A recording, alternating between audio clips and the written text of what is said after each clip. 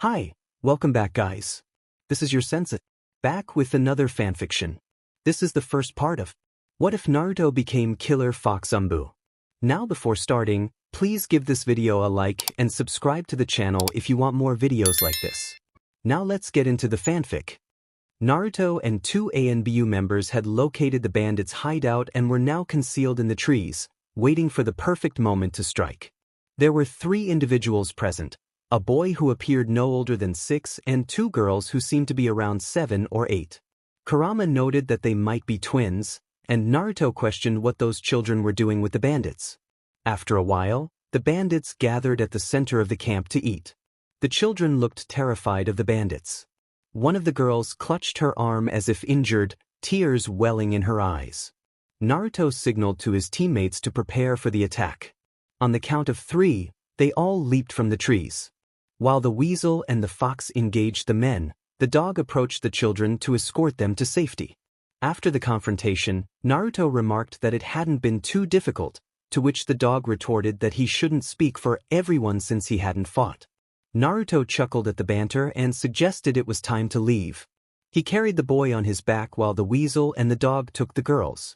They sprinted back to Kanehagakure and entered the Hokage's office. Upon knocking, they heard a voice invite them in. They entered and set the children down, explaining that they had found them with the bandits, who had taken them after harming their families. The Hokage turned to the children and asked if this was true. One of the girls confirmed with a nod. The Hokage inquired where they were from. The children exchanged glances before the boy spoke up, introducing himself as Yuki Uzumaki, with dark red hair and blue eyes reminiscent of Naruto's. The Hokage recognized the Uzumaki name, prompting Yuki to stammer a confirmation. The Hokage then stated that the children would stay at Akashi's house for the time being. He instructed them to remove their masks to reveal their identities. The fox removed his mask, introducing himself as Naruto Uzumaki, which surprised everyone. The dog followed suit, revealing himself as Kakashi Hatake, and the weasel introduced himself as Itachi Uchiha. Itachi inquired about the twins' accommodations, and the Hokage confirmed that there were 2 rooms available in the Uchiha complex. Itachi expressed his willingness to take them in. Later, at Kakashi's house, Naruto was pleasantly surprised by its cleanliness. Kakashi asked if he was going to retrieve his belongings from his apartment, to which Naruto replied affirmatively. Kakashi then led Yuki to his new room, explaining the layout. Yuki thanked Kakashi, who smiled beneath his mask and asked if he was hungry. After Yuki confirmed, Kakashi prepared some leftovers for him. After Yuki finished eating, Naruto arrived, and Kakashi teased him about taking his time. Naruto, feeling a bit embarrassed, went to his room to drop off his things before they headed out to buy clothes and beds for the twins. The villagers didn't recognize Naruto, which made him happy. While out, they decided to grab some food to prepare their own meals later. The next morning, Yuki tried to wake Naruto, urging him to get up so he wouldn't be late. Naruto groggily assured him that he was awake and got ready for the academy. As he made some ramen, Yuki asked why Naruto pretended to be someone he wasn't and why the villagers seemed to dislike him. Naruto sighed, explaining that if he didn't act foolishly, the villagers would see him as a threat and treat him even worse. Yuki was curious about the Kyuubi, the creature that had attacked the village 8 years prior. Naruto clarified that the 4th Hokage hadn't killed it but had sealed it away, and that he was the son of the 4th, a fact known only to a few. Is that how your enemy isn't following you? Naruto nodded in response. Well, I'm off or I'll be late. Goodbye, Yuki. Yuki waved goodbye as Naruto headed to the door after tidying up his mess and left for the academy. Upon arriving, he sat down with his friends, Shikamaru and Choji. He felt drowsy since he already knew what Iruka was teaching. Iruka was aware that Naruto was the 9 Tails and occasionally allowed him to skip some classes. He was enjoying a good nap until an overly enthusiastic voice shouted, "Wake up, Naruto! Pay attention to what Iruka-sensei is teaching and stop dozing off. That's why you'll never be as good as my Sasuke." Naruto wanted to retort but held back. Instead, he thought about how he could use his own loud voice to silence the commotion. The noise quickly quieted down after that. He leaned forward and rested his head again, but sleep eluded him for the rest of the class.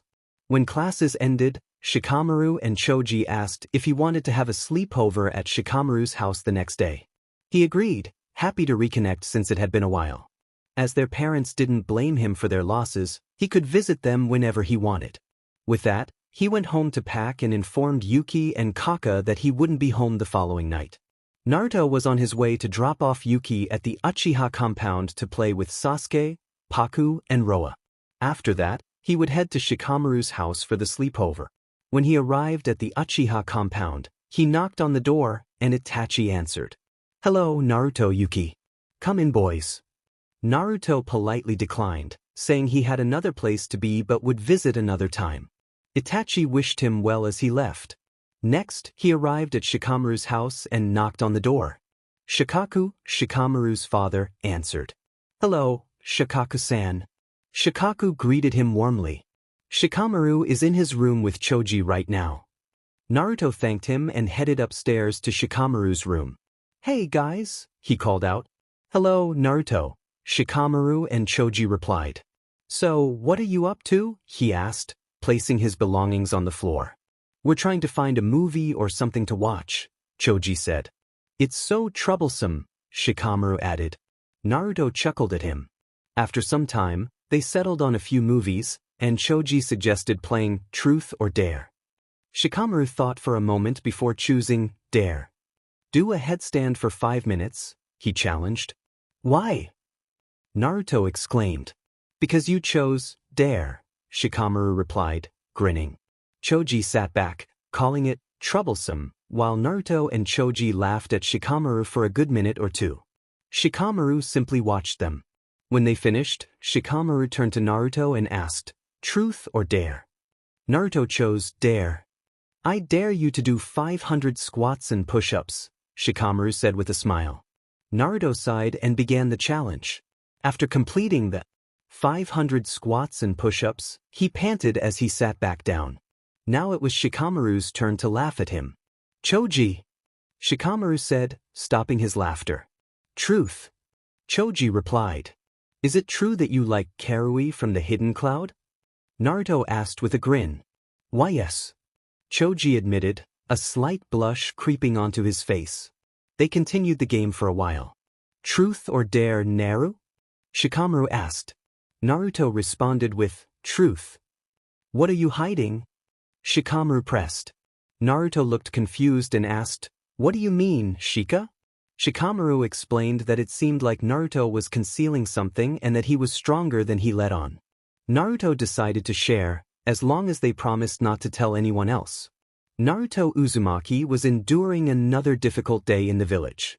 The villagers were angry with him because of the creatures sealed within him, the 9 tails, known as Kurama. Some referred to him as the Kyubi, a name Kurama disliked. Naruto had known Kurama for as long as he could remember. Today was his 7th birthday, but he had not made it to his usual spot in the Forest of Death, where he found solace among the animals. The other animals tended to ignore him, allowing him to be himself, which was a welcome change from the treatment he received from the villagers.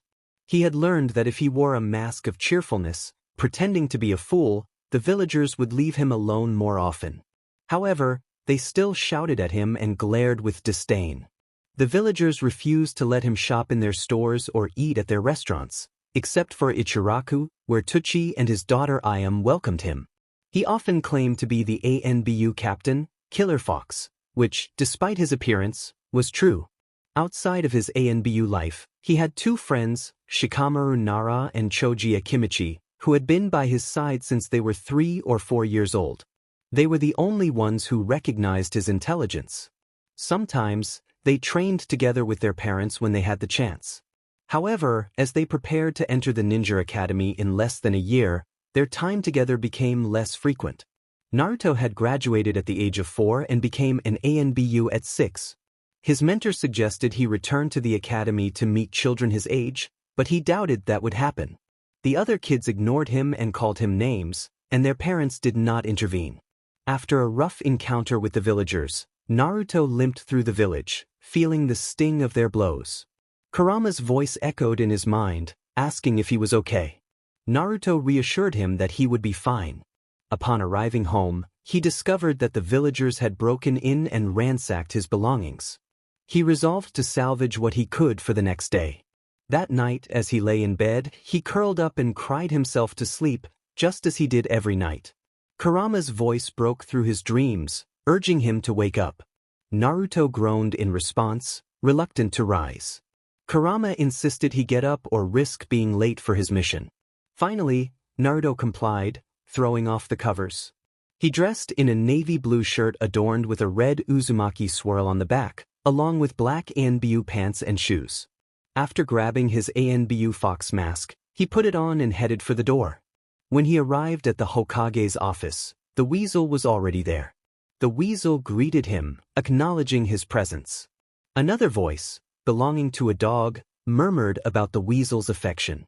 The Hokage then explained that there were some bandits that needed to be dealt with. Naruto inquired about the mission's rank, and the Hokage explained that there weren't enough jonin available to take it on. The group of 5 bandits had been using C and B rank ninjutsu.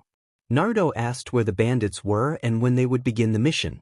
The Hokage informed him that they were camped in the forest a few kilometers east of the village and that they needed to head there immediately.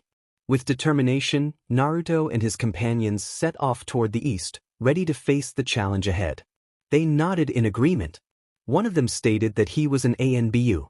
Naruto asked which one, and Choji eagerly inquired about it. The response was that he was Killer Fox. The excitement was palpable as they exclaimed in disbelief. Naruto confirmed it, prompting Choji to insist that he had to be taught. Naruto agreed but requested that they stop shouting.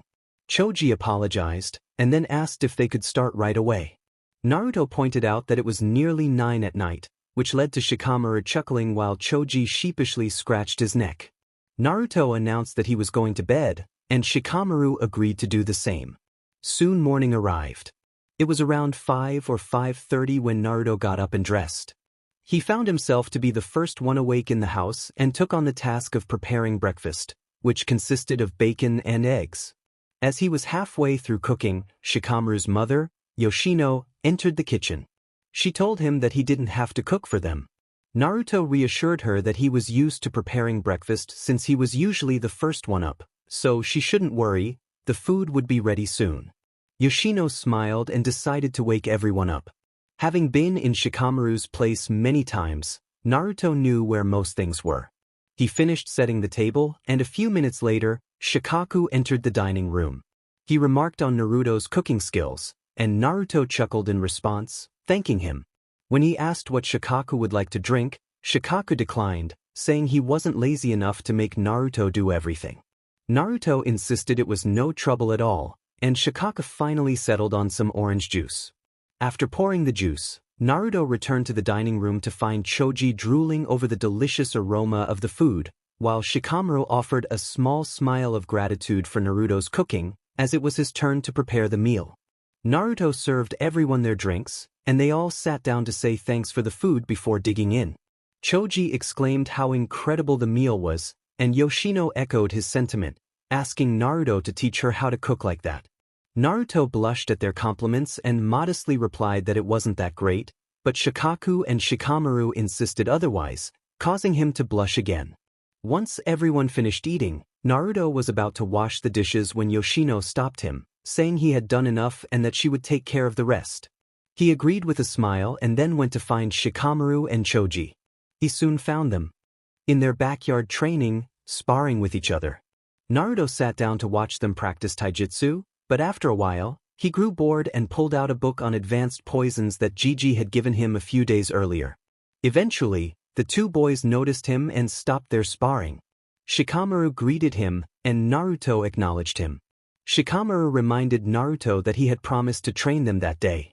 Naruto stood up and explained that they would start by running as many laps around the village as they could to build their endurance. He assured them he would run with them, as he didn't want them to get lost or unable to return home.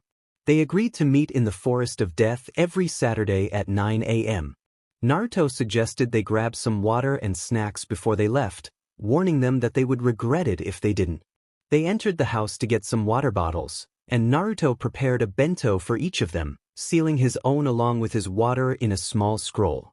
Since Choji and Shikamaru hadn't learned to use the sealing technique yet, they had to carry backpacks. As he waited for them to come out, Naruto lifted his light blue mask. When they finally emerged, he asked if they had any questions before starting. They remained silent, so he encouraged them to get going. He created 2 shadow clones to keep pace with them, as he didn't want to slow down while running. He added another 20 pounds to his weight seals, bringing the total to 335 pounds. While running, his clones kept track of how many breaks they needed, their maximum speed, how many laps they completed, and their start and finish times. Chapter End. Naruto headed to the Uchiha complex after making a good 100 laps around Konohagakure. He was confident that Kakashi wouldn't wake Yuki, and he had informed Itachi that he would visit soon. Looking up at the sky, he noted it was around 2:15 in the afternoon. He adjusted his light blue mask and continued on his way. When he knocked on the door, he lowered his mask just as Fugaku, Itachi's father, answered. Fugaku greeted him, asking what he could do for him. Naruto replied that he was wondering if Itachi was home. Fugaku confirmed that he was and invited Naruto inside, directing him to the living room. Naruto entered and greeted Itachi, who was surprised to see him. Naruto reminded him that he had said he would visit. They shared a laugh, and Naruto sat down beside him, engaging in conversation for a while. Then Itachi asked if Naruto wanted to train. Naruto nodded eagerly, putting on his ANBU mask as they headed to the training field behind the house. Itachi inquired about Naruto's taijutsu skills, to which Naruto replied that they were better than his genjutsu. They both took fighting stances, and Itachi charged at Naruto. Naruto dodged and struck Itachi in the back. Itachi quickly turned, grabbing Naruto's arm and throwing him to the ground.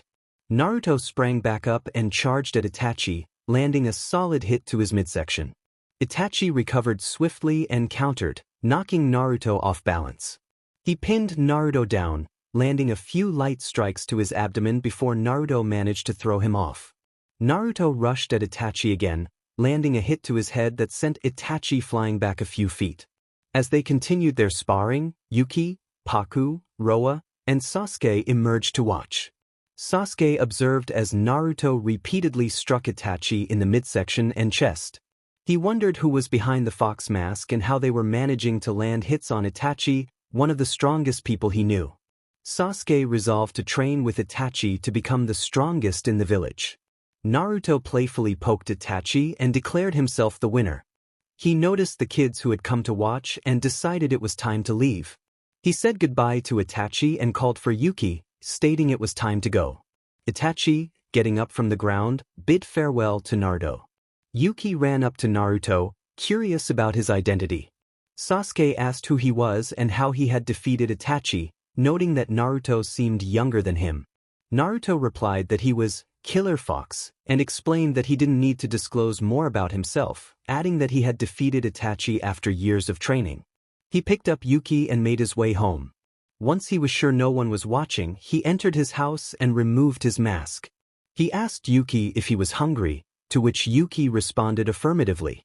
Naruto remembered that Yuki's birthday was the following week and asked if he wanted to start training after his birthday. Yuki's face lit up with excitement as he eagerly agreed. Naruto prepared grilled cheese sandwiches while Yuki went to check if Kakashi was still around. Kakashi entered the kitchen, reading his book, and confirmed he would like something to eat. Naruto inquired about Kakashi's mission, and Kakashi reported that it had gone well. After they finished eating, Naruto sent Yuki to take a shower before heading to bed. Kakashi was already asleep when Naruto climbed into his room.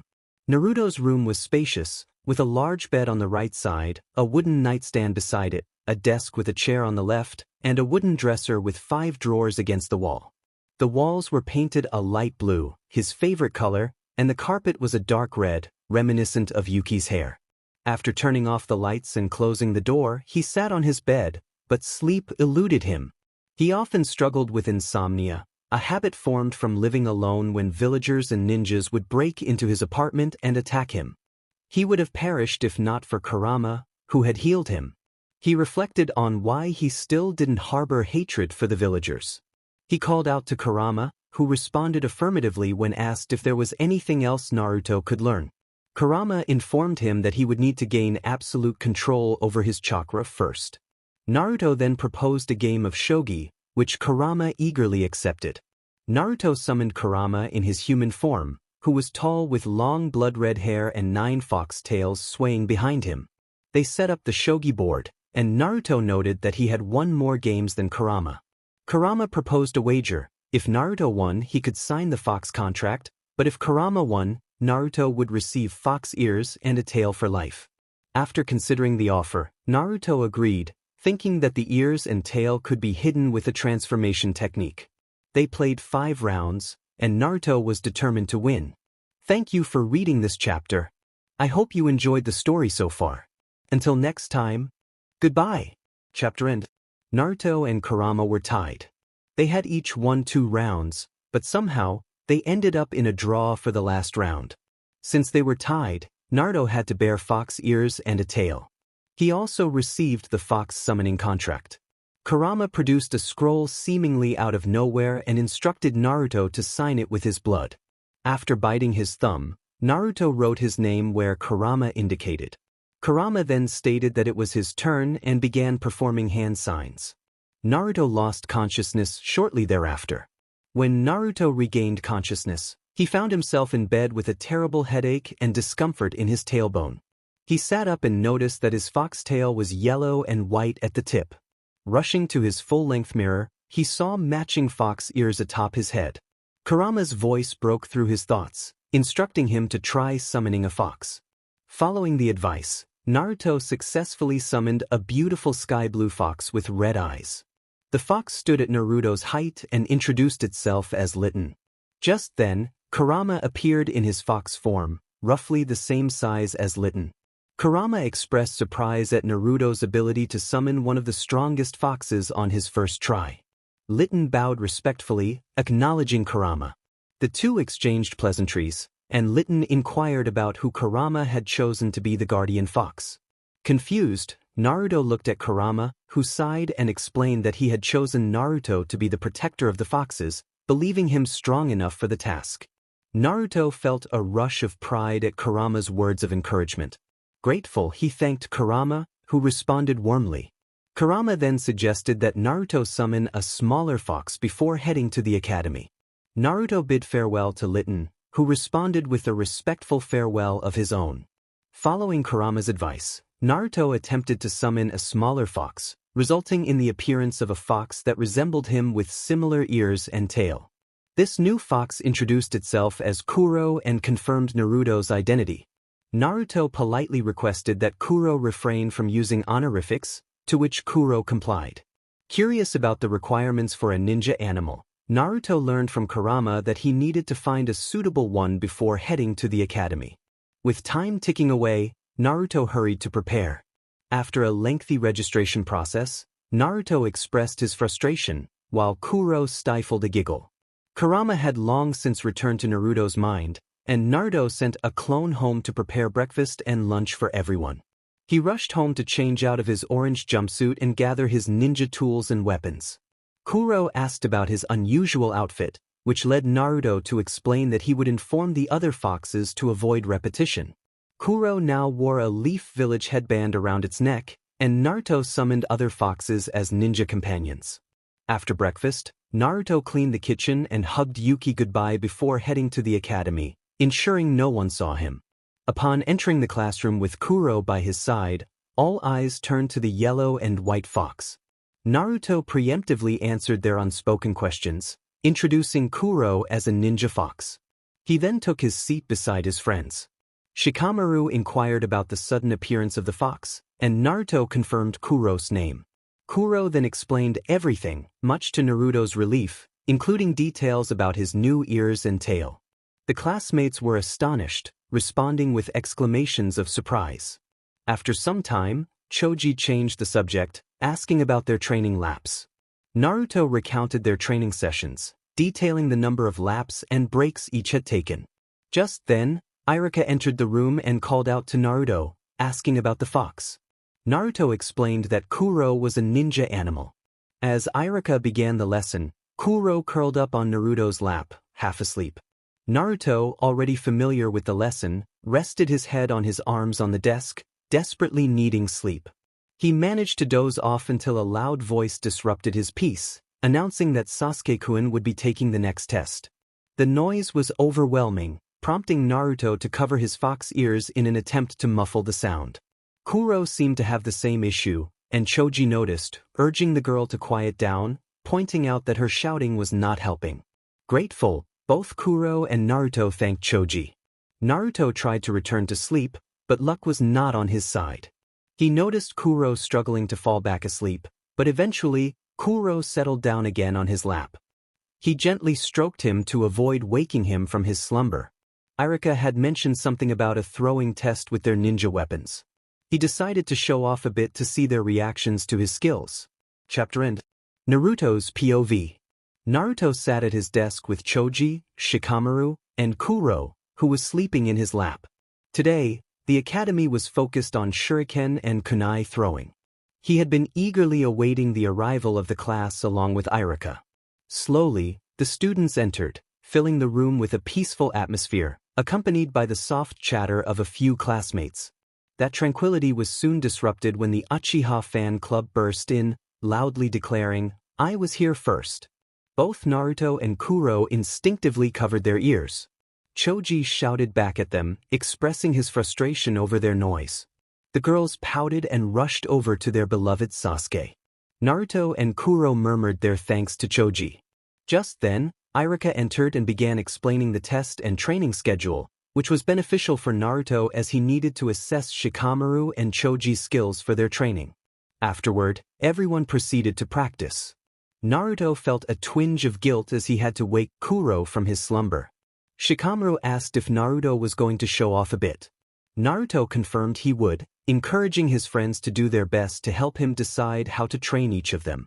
They responded enthusiastically. Soon, it was Shikamaru's turn, and he scored 7 out of 10, needing to work on his aim and the amount of force he used. Choji followed, scoring 8 out of 10, also needing to improve his aim.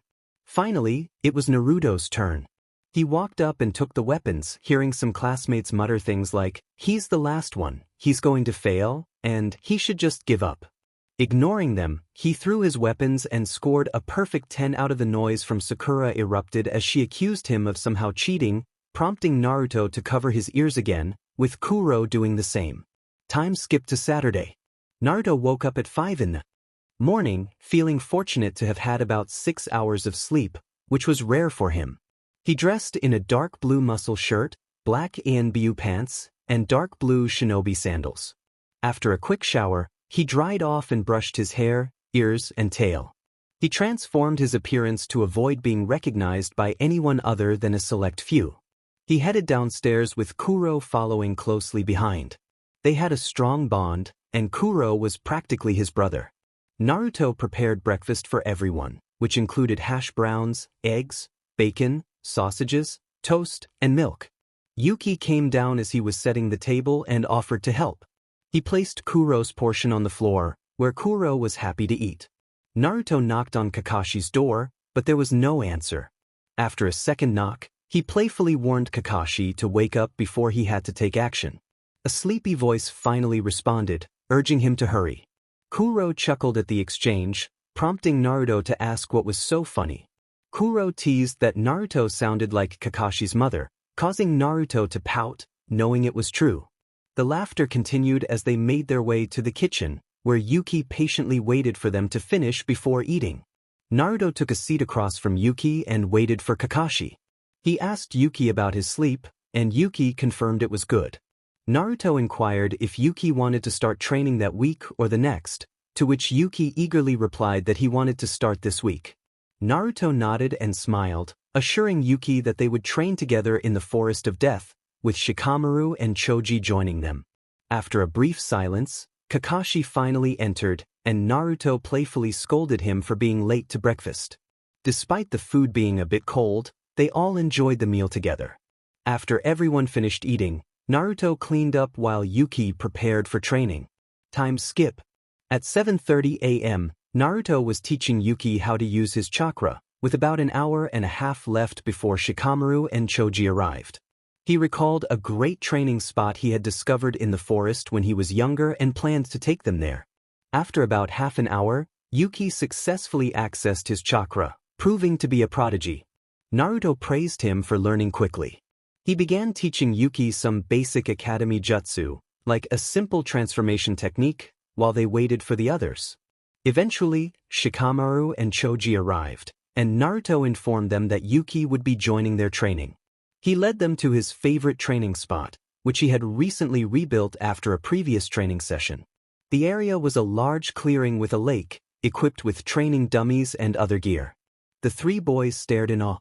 Naruto instructed them to give him 200 push-ups, which elicited shocked reactions from Choji and Shikamaru.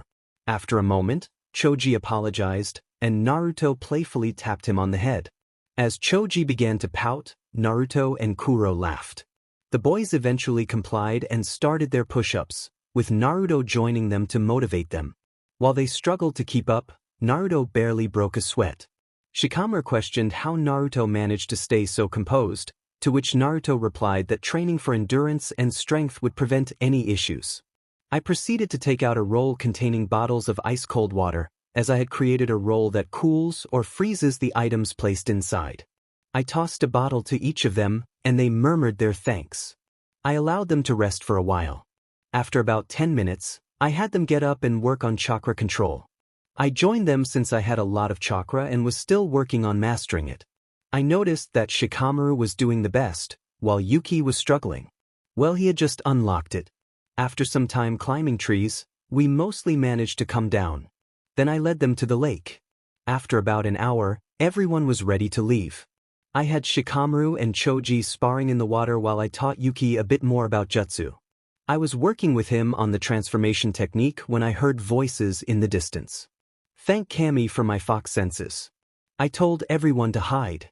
Kuro and I went to see who would be foolish enough to venture so deep into the forest of death. We concealed ourselves to avoid being noticed. I got close enough to see who it was. I spotted 3 rogue ninjas from the Leaf Village. Curious about what they were doing there, I stepped out of my hiding spot and approached them. I asked what the rogue ninjas were doing in the forest. A woman with brown hair tied in a ponytail attacked me with a kunai. I used my wind to create a barrier. I told her that she hadn't answered my question. The same girl attempted to attack me with a fire technique. Before she could reach me, I vanished and knocked her out. While her companions were in shock, I took them down as well. I asked Kuro to inform the 3 that I would be back shortly. He nodded and dashed off. I called upon 2 foxes. The first was about my height, with various shades of red, named Ruby. The second was Litten. I greeted them, and they responded in kind. I asked if they could help me take the 3 rogue ninjas to interrogation.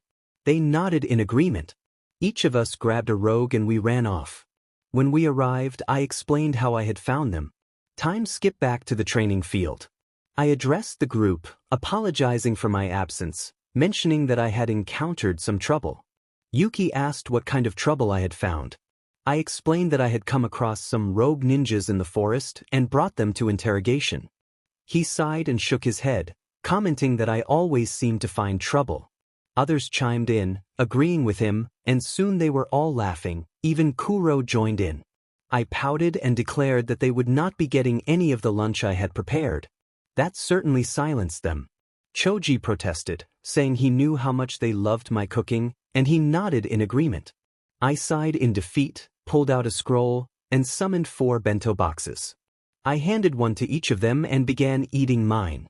After a few more hours of training, I led them out of the forest, and we parted ways to head home.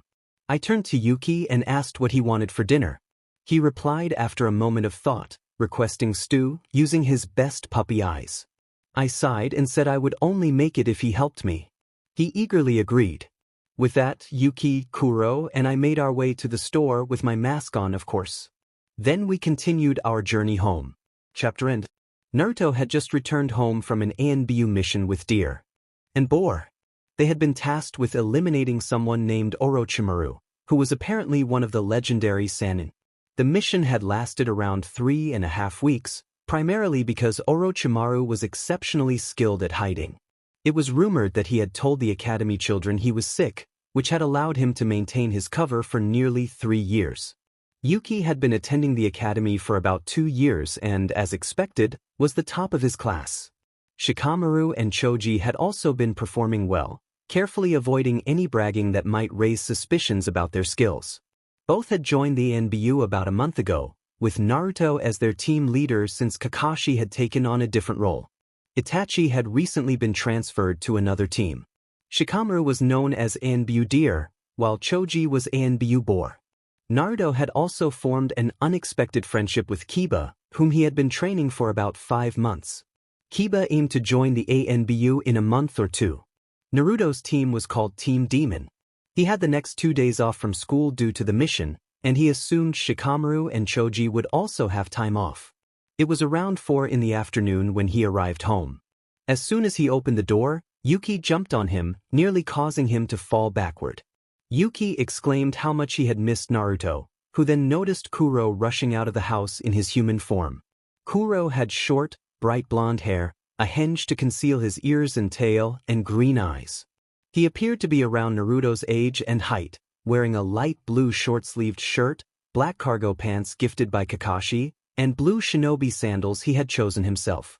Naruto thought Kuro could easily pass as his twin when Kuro also leaped onto him, causing Naruto to fall.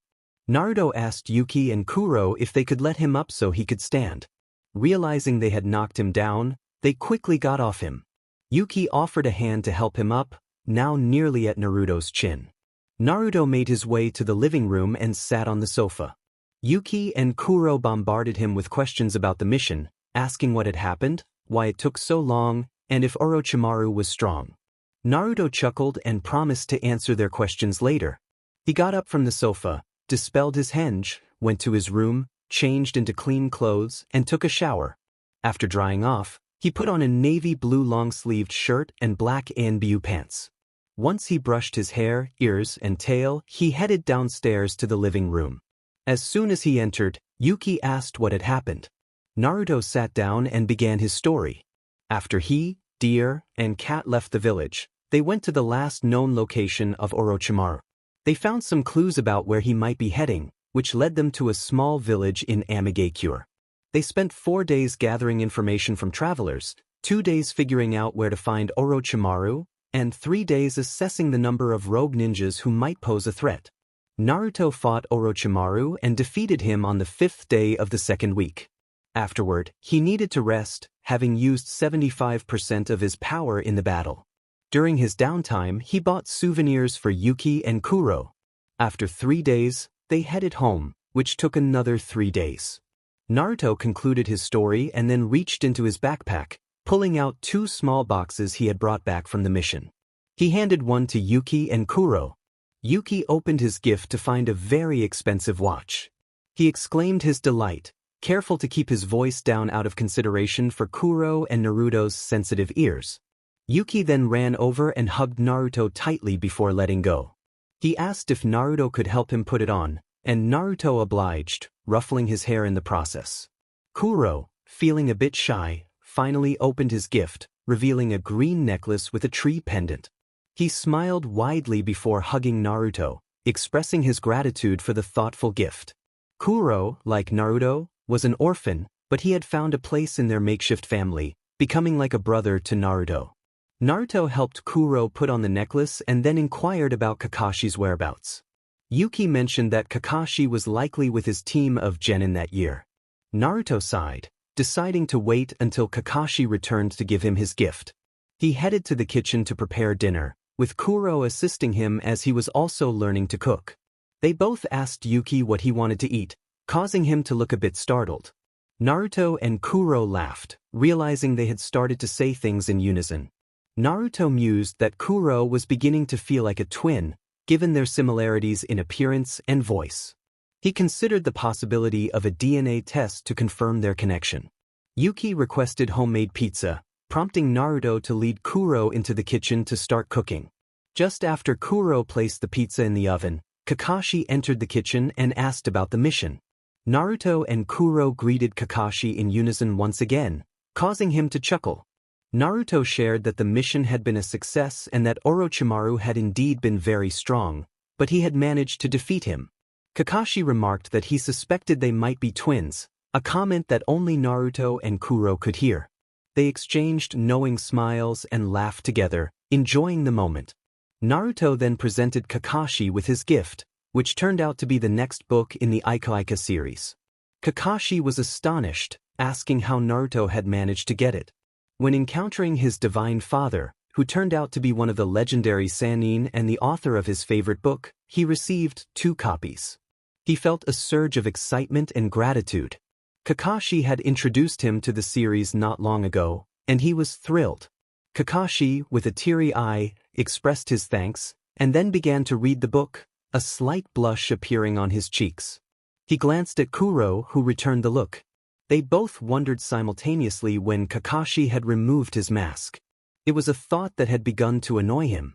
With a sigh, he took the pizza out of the oven and cut it into 8 pieces. Yuki had already set the table and sat across from Kakashi while he served the pizza. He settled down as Kuro poured drinks for everyone. They enjoyed their meal in peace before heading off to bed. Kuro and he shared a room since there were no others available. Kuro's bed was where his desk used to be, so he moved the desk to the study and replaced it with a table and 4 chairs in the center of the room. He climbed into bed as Kuro turned off the lights. After a few hours, he drifted off to sleep. After leaving the academy, Naruto and Kuro went to take a DNA test to determine if they were related by blood. They had completed the test about an hour ago and were currently in the waiting room, anticipating the results. When they were called into a room, they learned the answer. They were indeed related. Kuro was Naruto's twin. A genuine smile spread across Naruto's face as he shared the news with Kuro, who returned the smile. However, questions began to swirl in Naruto's mind. Why could Kuro transform into a fox? And why hadn't Kurama told him that Kuro was his brother? He decided to ask Kurama about it when they got home. As they left, Naruto suggested having a feast for dinner the next day to celebrate. Kuro nodded in agreement. They both lifted their masks. Kuro wore one to avoid being mistaken for Naruto by the villagers and headed to the store to buy ingredients for the celebration. They also decided to invite their friends, Choji, Shikamaru, and Kiba, to share the news about their blood relation. Naruto also invited his friends and their parents for dinner, as they had always been kind to him. On his way back, Naruto realized his mask must have fallen off or something, as he suddenly found himself being chased and cornered by villagers. He couldn't run away without drawing attention, and defending himself would only lead to accusations of having attacked first. The civil authorities always sided with the villagers. As he ran, he stumbled into a dead-end alley. The villagers surrounded him, and he closed his eyes, bracing for what was to come. The physical pain was bearable, but the mental anguish was overwhelming. It was hard to bear the thought that his entire village despised him for something he wasn't. They wouldn't let him buy anything, let alone enter their shops, and their disdainful glares were a daily reminder of his isolation without his mask. About 10 minutes after the confrontation, a sharp pain surged through his left eye, and he finally cried out in agony. After around 20 minutes, the group began to disperse. Once they left, Kurama appeared, his voice gentle and filled with concern. He expressed his sorrow for not being able to heal Naruto's eye in time, revealing that he might lose sight in it. Kurama lowered his head, tears slipping down his face. Naruto felt a numbness settle over his injuries and reassured Kurama that it was okay, grateful for his efforts. Before Naruto could hit the ground, Kurama caught him, repeatedly apologizing for what had happened. He felt helpless, knowing that he couldn't change the situation, but he was determined to do whatever it took to save Naruto's eye. He chose to take Naruto home and, during their journey, noticed that Naruto's transformation had faded. Concern for his well-being overshadowed everything else as he stayed on the rooftops to avoid the villagers. Using his chakra, he healed Naruto as much as he could while rushing home. Once they arrived, Kurama took Naruto upstairs to his room, leaving Kuro behind. The other two were still in shock. He opened the door, laid Naruto on his bed, and covered him with a blanket. Then, he transformed into his fox form and lay beside Naruto, gently tapping him with one of his tails. Kuro also returned to his fox form and settled on Naruto's other side, his size slightly larger than before. Soon, Kuro began to nuzzle Naruto with his tail. Kurama fell asleep shortly after Kuro did. Chapter end.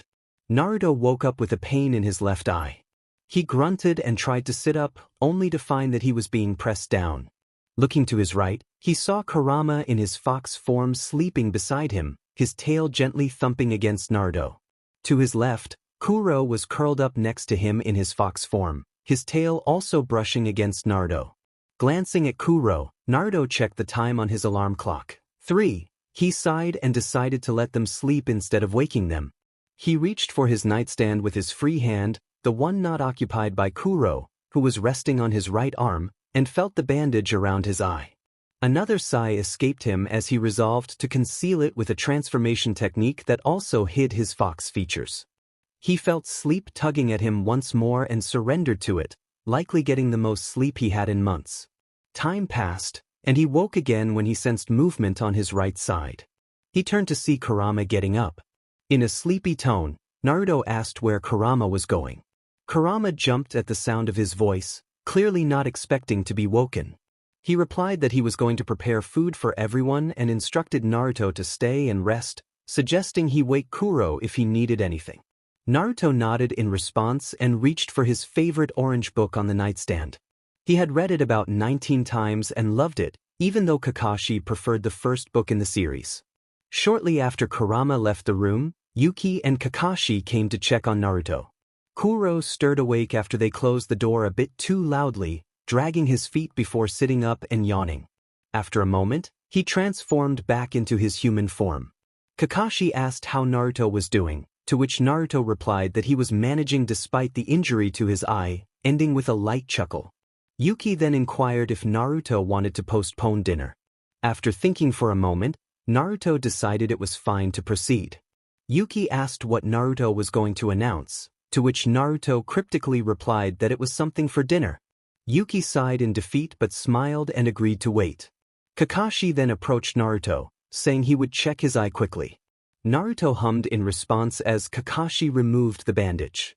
As expected, Naruto couldn't see anything out of his injured eye. Kakashi sighed and asked how Naruto wanted to conceal it.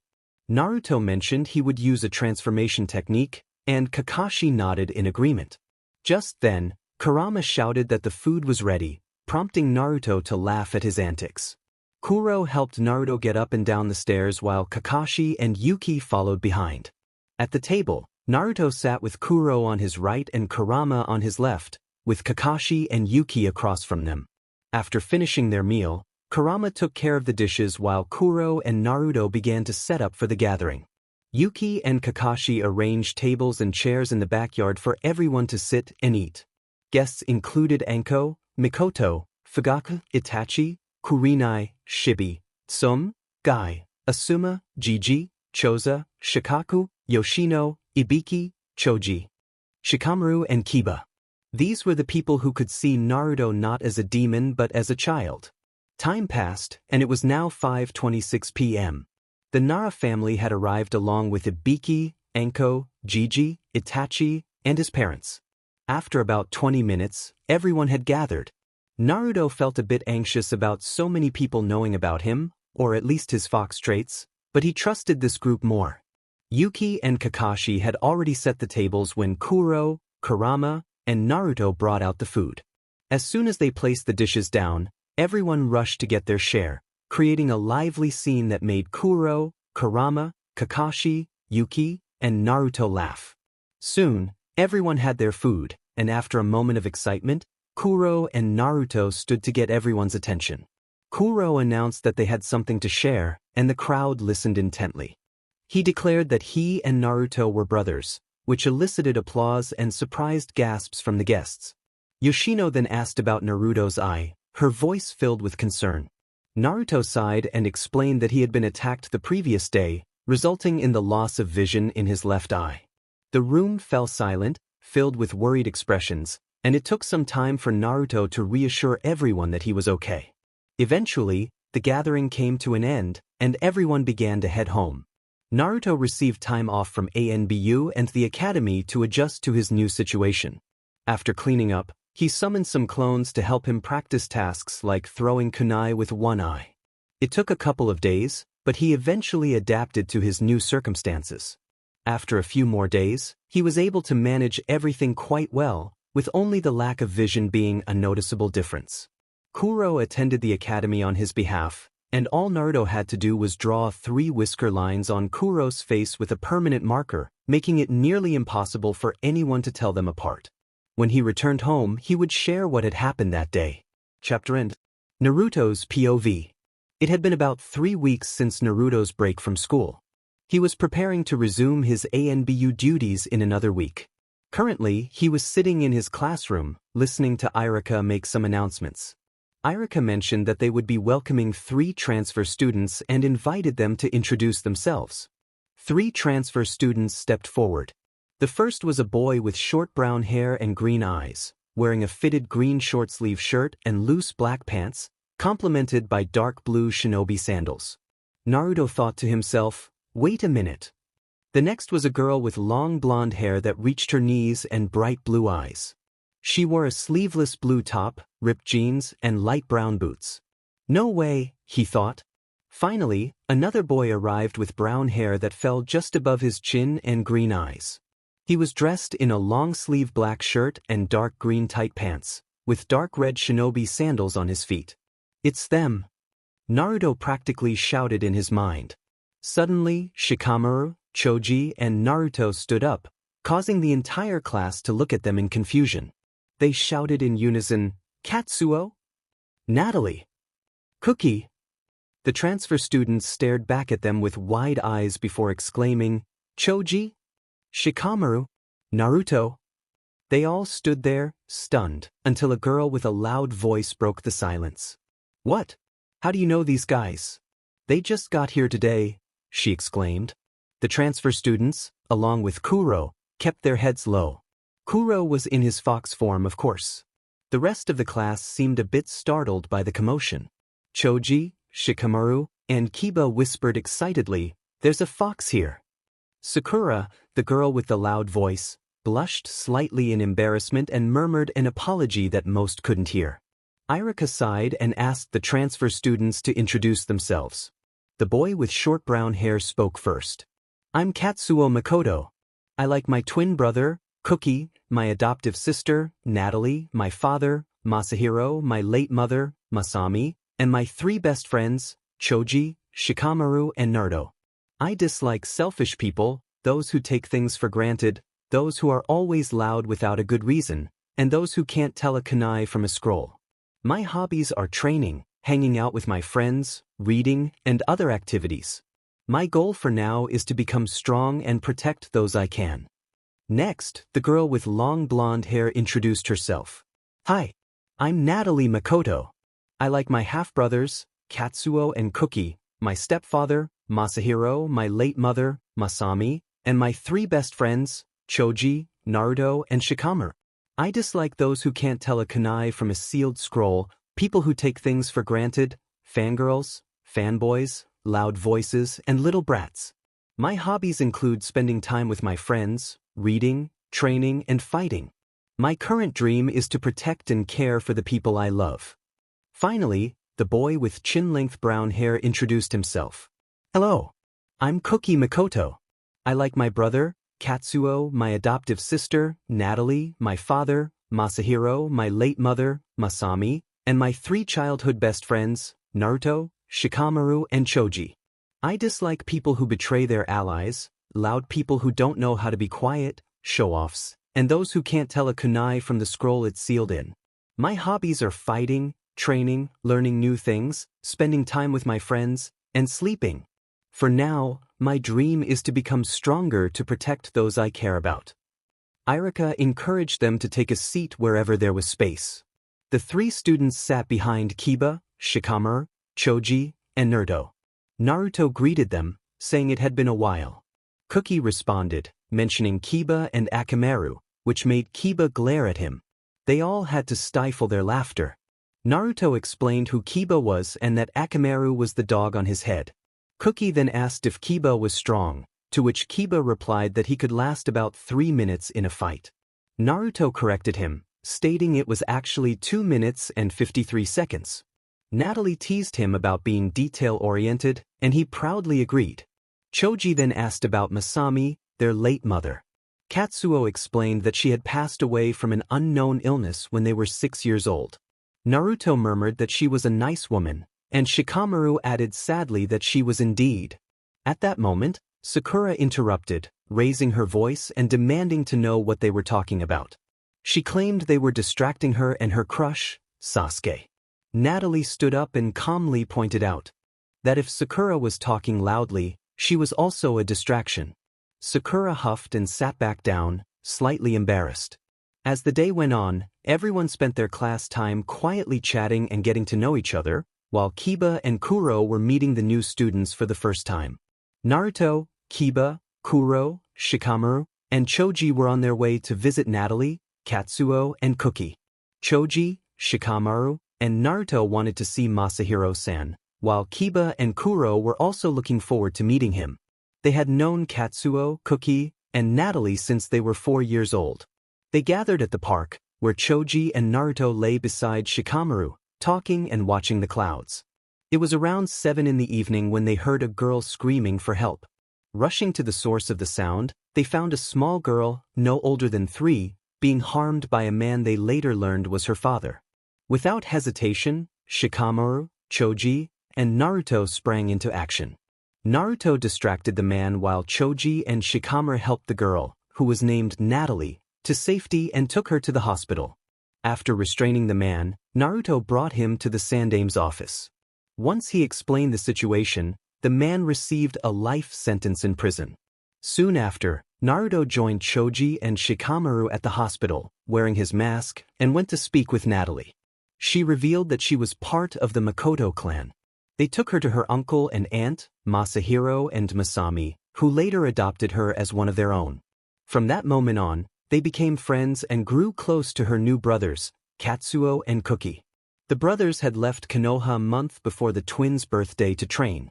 Now, they stood in front of a mansion that resembled a grand estate. The Makoto clan was highly respected, known for producing exceptional shinobi. Their intelligence rivaled that of the Nara clan, and their strength was nearly unmatched. As they approached, the 3 Makoto siblings shouted that they were home. They made their way to the study, where Natalie called out to her father, announcing the arrival of Naruto and his friends. Kuro, still in his fox form, teased Naruto about the nickname Naruto. Naruto growled at him, but Kuro only laughed. Masahiro greeted Naruto warmly, treating him like a son. They had grown closer over the years, exchanging letters even after Masahiro moved away. After a brief catch-up, Masahiro invited them to join him in some training. They settled in the living room, introducing themselves. Kuro showed off his fox form, and Naruto revealed his own fox ears and tail. They shared stories about their lives, and the night passed quickly. It was Friday, so there was no school the next day, allowing them to stay up late. During their conversation, they also met Kurama, who intrigued Masahiro, who was eager to learn about the powerful Kyuubi. Kurama agreed to help train some members of the clan. The following day, Naruto brought Yuki and Kakashi to meet the Makoto clan. Everyone got along well. While they trained with Kurama, Naruto added more weight to his seals and focused on his own training, with Kuro joining him. They engaged in a friendly competition, betting that the loser would have to fulfill a task. If Kuro won, he could revert from his fox form. If Naruto won, Kuro would have to cook for everyone for a month. They donned their masks and prepared to race. When they shouted to start, Naruto sprinted ahead, but Kuro quickly caught up, trying to overtake him. Naruto released some weight from his seals and pushed ahead, teasing Kuro as he struggled to keep up. This continued for hours until Naruto finally had to stop, exhausted. Kuro, grinning, declared his victory. Naruto sighed, acknowledging Kuro's win. They decided to prepare dinner for the large Makoto clan, heading to the supermarket to buy plenty of meat and vegetables for a beef stew. Once back at the mansion, Naruto checked on the training session, only to find many members of the Makoto clan, along with Choji and Shikamaru, collapsed on the floor while Kurama urged them to keep training. Seeing them sweat and exhausted, Naruto suggested to Kurama that they take a break and help with dinner instead. He recalled his own training sessions with Kurama, who would push him until he fainted. Kurama agreed and headed to the kitchen, where he began peeling potatoes as Naruto explained their dinner plans. When they finished cooking, the members of the clan who had fainted began to wake up and made their way to the large dining room, which was equipped to accommodate the 40 to 50 people in the clan. Kuro placed the stew on the table, ready for everyone to enjoy. After dinner, Naruto returned home with Yuki, Kuro, and Kakashi. Kurama had already gone to rest in Naruto's mind. After everyone else had showered, Naruto took his turn and, once finished, went to the study. He spent some time deciphering ancient scrolls for fun until he felt sleepy, finally lying down around 5:40 a.m., careful not to wake Kuro. Today was the day of the genin exams. Naruto didn't need to take them for his official rank, as he was already unofficially an ANBU. He was certain he would be placed on Kakashi's team, but he didn't know who his teammates would be. Gigi had told him he would find out when he saw them. Since he didn't have to return to the academy until the following Monday, he decided to arrive with Kakashi instead. He planned to gradually reveal his true personality during the Chunin exams. Honestly, he felt a bit unwell and overwhelmed. Over the past 6 months, they had arrested Danzo for stealing Uchiha eyes, and they suspected Mizuki of being a traitor to the village. I was supposed to keep an eye on Mizuki the next day to see if he was doing anything that would mark him as a traitor. Yuki had already gone to the academy, still having a year or 2 left before graduation. He had been doing well in training and combat. He might not win all the time against my other 3 students, but he was holding his own. Sometimes, we would join the Makoto clan for training, and they always appreciated it when Kurama and I helped out. Though, at times, we pushed too hard, and they would collapse on the training field. Time passed, and I saw Mizuki fleeing with the sealing scroll. I began to chase him while wearing my ANBU mask. Soon, I caught up to him and created a shadow clone to help capture him. My clones restrained him as I started to interrogate him, applying a bit of pressure. He claimed he wasn't working with anyone. After he refused to give me any answers, I knocked him out and had some of the ANBU who finally arrived take him to the torture and interrogation department. I then headed home to help Kuro prepare dinner. Speaking of him, when he had gone to the academy in his human form, it was amusing to see how clueless everyone was. A kid shows up claiming to be Naruto Uzumaki, and the fox named Kuro is nowhere to be found.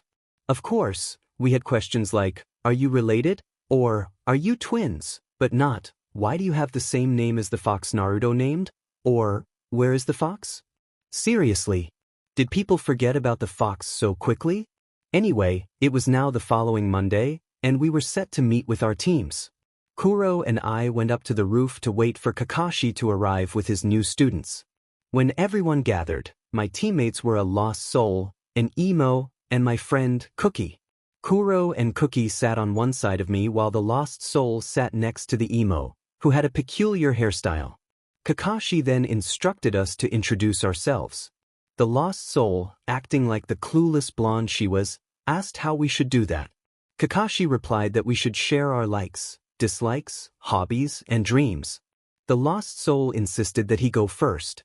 Kakashi introduced himself, mentioning he had likes and dislikes but wasn't in the mood to elaborate on his hobbies or dreams, stating we were too young for that. The Banshee then looked at him, puzzled by the nickname he gave her. She introduced herself as Sakura Haruno, listing her likes and dislikes, blushing as she glanced at the emo. The emo, known as Sasuke Uchiha, grunted before stating his likes, which included his family, tomatoes, power, and training, while expressing his disdain for fangirls and other trivial things. He mentioned that his hobby was training and that his dream was to become the strongest. Kakashi then called on Kuro, who introduced himself, sharing his likes, dislikes, hobbies, and dreams. Finally, it was my turn. I thought it was time to put on the mask. I introduced myself as Naruto Uzumaki, expressing my love for ramen, family, friends, and cooking, while stating my dislike for waiting for ramen to cook and for those who mistreat others without a good reason. I shared that my hobby was spending time with my friends and family, along with training, and my dream was to become Hokage. In truth, I wanted the village to accept me, and I certainly didn't want to be Hokage. Have you seen the amount of paperwork they have to deal with? Kakashi groaned at my declaration, and Kuro and Cookie looked at me pleadingly. I sighed, promising them that in due time I would consider it. The three of them pouted while the others looked confused.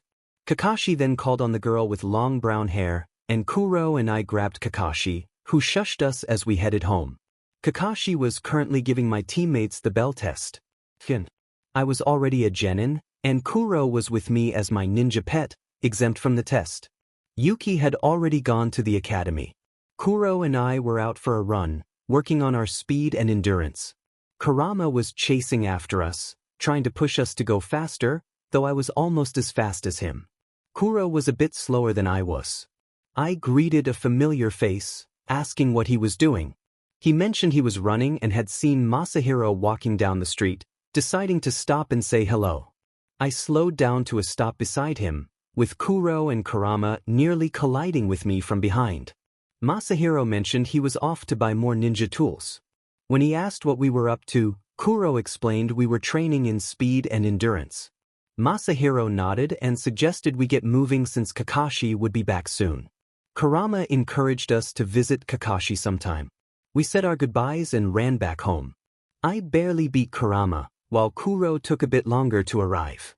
When we entered, I noticed Kakashi was already home. Kurama asked how the test went, and Kakashi replied that they had passed. I expressed my relief and went upstairs to take a shower. After removing my clothes and releasing my transformation, I noticed I now had 2 tails. I decided to ask Kurama about it after my shower. When I finished, I found Kurama sitting on the couch with Kuro, Kakashi, and Yuki, who had apparently just come home, all watching television. I walked between them and the TV, my 2 tails swaying behind me. Kurama commented on my new tail, and I stared at him, asking why I had 2 tails, clearly annoyed. As Kurama explained, as one grows older and stronger, they gain another tail until reaching 9. The conversation turned a bit awkward when he mentioned the outcome of their bet, which ended in a tie. Feeling a mix of frustration and curiosity, the narrator expressed a desire to have been informed about the situation. Without waiting for a response, they headed to Kuro and their room, where they pulled out a book to write. The narrator had been working on this book for a month, having previously written many others under a pseudonym to keep their identity a secret.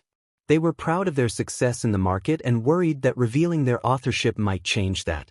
The current story revolved around a group of children from the wrong side of town who formed a close-knit bond despite their struggles. Suddenly, the narrator sensed the presence of Kuro or Kurama and quickly hid the book under the mattress, pretending to read about ancient cities. When Kurama entered, he apologized for not sharing information earlier, and the narrator reassured him that it was okay. Kurama's sad eyes prompted a genuine smile from the narrator, which brightened Kurama's mood. They shared a warm bear hug, but it became a bit too tight, causing the narrator to gasp for breath, leading Kurama to quickly release them and apologize again. To lighten the mood, the narrator suggested making dinner, and Kurama agreed. They headed to the kitchen, where Kuro and Yuki were chatting. The narrator asked what they were preparing, and Yuki excitedly announced they were making spaghetti, which made Kurama chuckle. As they sat down to eat, Kakashi shared stories about how Kuro and the narrator's team performed on the bell test, drawing parallels to their experiences in the anime. The narrator noted how Cookie had been holding back during the test, and Kakashi agreed.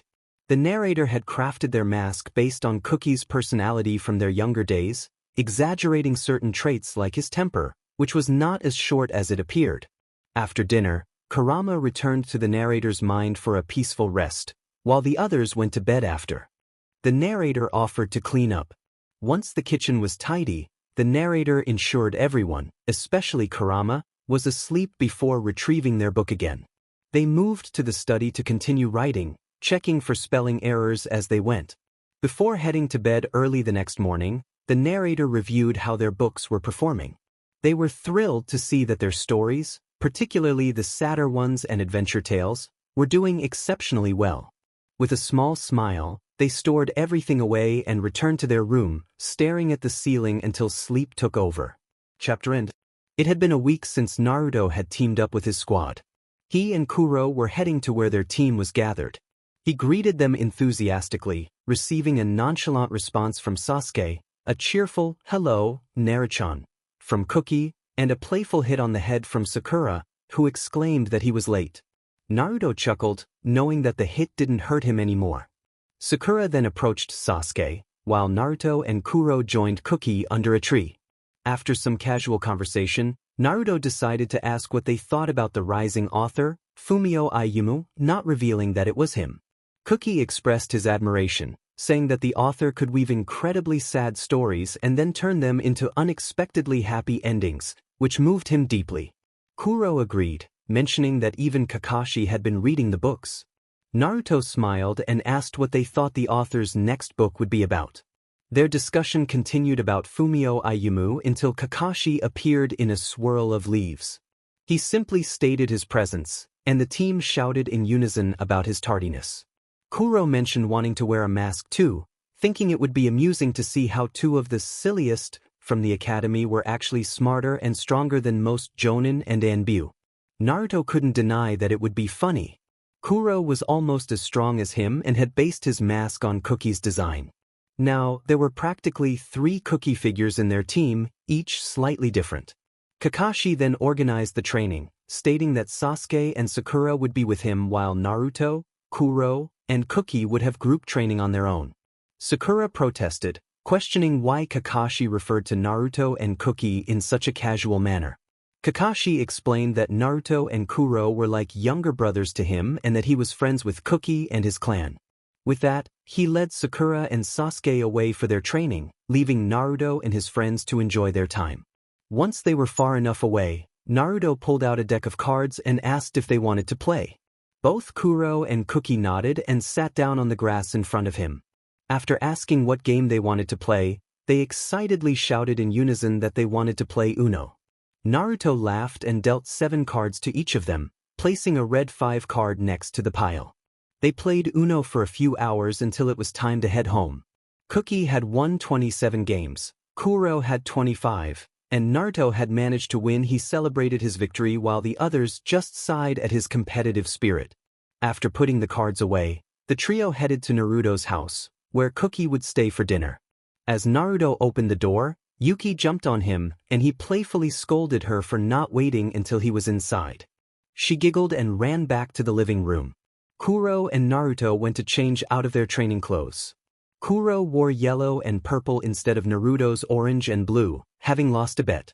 Once they had changed and headed downstairs, they spotted someone with long white hair and red markings around his eyes, giving the appearance of crying blood. Naruto and Kuro exclaimed in surprise, recognizing Jiraiya. He greeted them warmly, and they both asked what he was doing there. Jiraiya chuckled, asking them to stop scaring him with their synchronized questioning. After a moment of laughter, Naruto inquired about Jiraiya's visit. Jiraiya explained that he had grown bored while traveling and decided to stop by. Curious, Naruto asked about the next book, and Jiraiya sighed, confirming he had it. He rummaged through his bag and pulled out 2 copies. Naruto quickly grabbed one and began reading, while the others watched him with curiosity. Kakashi, unnoticed, took the other book and started reading as well. Jiraiya murmured to himself about the lack of thanks from Naruto and Kakashi, who both mumbled their gratitude without looking up from their books. Yuki suggested they would finish the books in a few hours. Jiraiya sighed again and asked if they wanted to watch television. Kuro eagerly agreed, and Jiraiya handed him the remote before settling down with Yuki on one side and Cookie in a rocking chair. Jiraiya changed the channel to a zombie horror movie, which was based on a book written by the same rising author, Fumio Ayumu, who was gaining popularity. Time passed, and Naruto had read the book 3 times already. Realizing it was time to prepare dinner, he placed the book on the table and glanced at the clock, noting it was 6:38 p.m. He looked at the movie, which was nearing its end, and smiled, knowing it was based on one of his horror stories. He quietly slipped into the kitchen, deciding to make pasta. Kuro soon joined him to help, even though Naruto could have managed alone. Once dinner was ready, Kuro called everyone to the table while Naruto served the food. They enjoyed a peaceful meal together, and after everyone finished, Kuro and Naruto took care of the cleanup. Jiraiya was sleeping in the guest bed, so the narrator let Cookie sleep in their bed since they knew they wouldn't be able to fall asleep anyway. After everyone, including Kurama, went to bed, the narrator continued writing their book. Soon, they dozed off in the chair, resting their head on their arms over the desk. Chapter end. Kuro woke up around 5:10 a.m. After descending the stairs and walking past the study, he noticed someone asleep at the desk. As he approached, he realized it was Naruto, who seemed to have recently dozed off. Just as Kuro was about to leave, he spotted Naruto clutching a book beside him. Curiosity piqued, he carefully lifted the book from Naruto's grip. He had to be in a deep sleep, otherwise he would have awakened as soon as Kuro entered his vicinity. Kuro suspected Naruto wouldn't stir until around 7 a.m.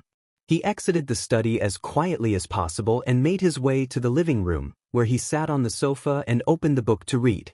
The writing style resembled that of the author Fumio Ayumi. Kuro began to wonder why Naruto had an incomplete and unpublished work by Fumio Ayumi. Then it clicked, Naruto was Fumio Ayumi. But why hadn't he told anyone? Kuro decided to wait until Naruto confessed or until he could no longer bear the suspense. He stealthily returned to the study, put the book back, and slipped away without waking him. Afterward, he headed to the kitchen to prepare breakfast. Shortly after he began cooking, Jiraiya entered the room. He greeted Kuro and asked what he was making. Kuro replied that he was making eggs, bacon, and pancakes.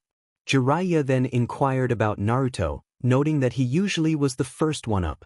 Kuro explained that Naruto was still sleeping, having gone to bed recently, and requested Jiraiya not to wake him, or else he would be in a bad mood. Jiraiya nodded and wandered into the living room. Just before Kuro called everyone to eat, Naruto entered the dining room. Kuro greeted him and asked if he had slept well. Naruto shot him an irritated look, suggesting he had not. Kuro sighed as Naruto took a seat at the table, still wearing that annoyed expression. He then went to the living room to finish preparing the meal. Once everyone was seated, they all shared the same thought. Something must have upset Naruto. Yuki asked what was wrong, but Naruto grumbled that it was nothing to worry about. Naruto felt that someone had rummaged through his belongings, which was what was bothering him. He decided to wait and see if the culprit would confess or if they would face his wrath. As he began to eat, the others soon followed suit. After finishing his meal, he cleaned his plate and announced that he would be stepping out for a while. If he wasn't back by nightfall, he would return in the morning. He dashed off to the Hokage's office before anyone could ask questions. He shouted at the Sandaime, inquiring if there was a mission that involved combat or something similar. The Sandaime thought that someone must have disturbed Naruto and decided it would be best to give him a mission to channel his frustration into something productive outside the village. Naruto received a mission to escort 3 siblings, 2 girls, one a year older than him and the other the same age, along with their younger brother. They possessed a special Kekkai Genkai that allowed them to move objects within a 50-meter radius with a swift motion of their hands. The girls could move objects weighing up to 75 pounds, while the boy could manage up to 50 pounds. They hailed from a small village not far from the Leaf Village. Their parents had recently passed away during an attempted kidnapping, which had become a recurring issue. The siblings were named Fumiko-ku, Kyoko-ku, and Mamoru-ku.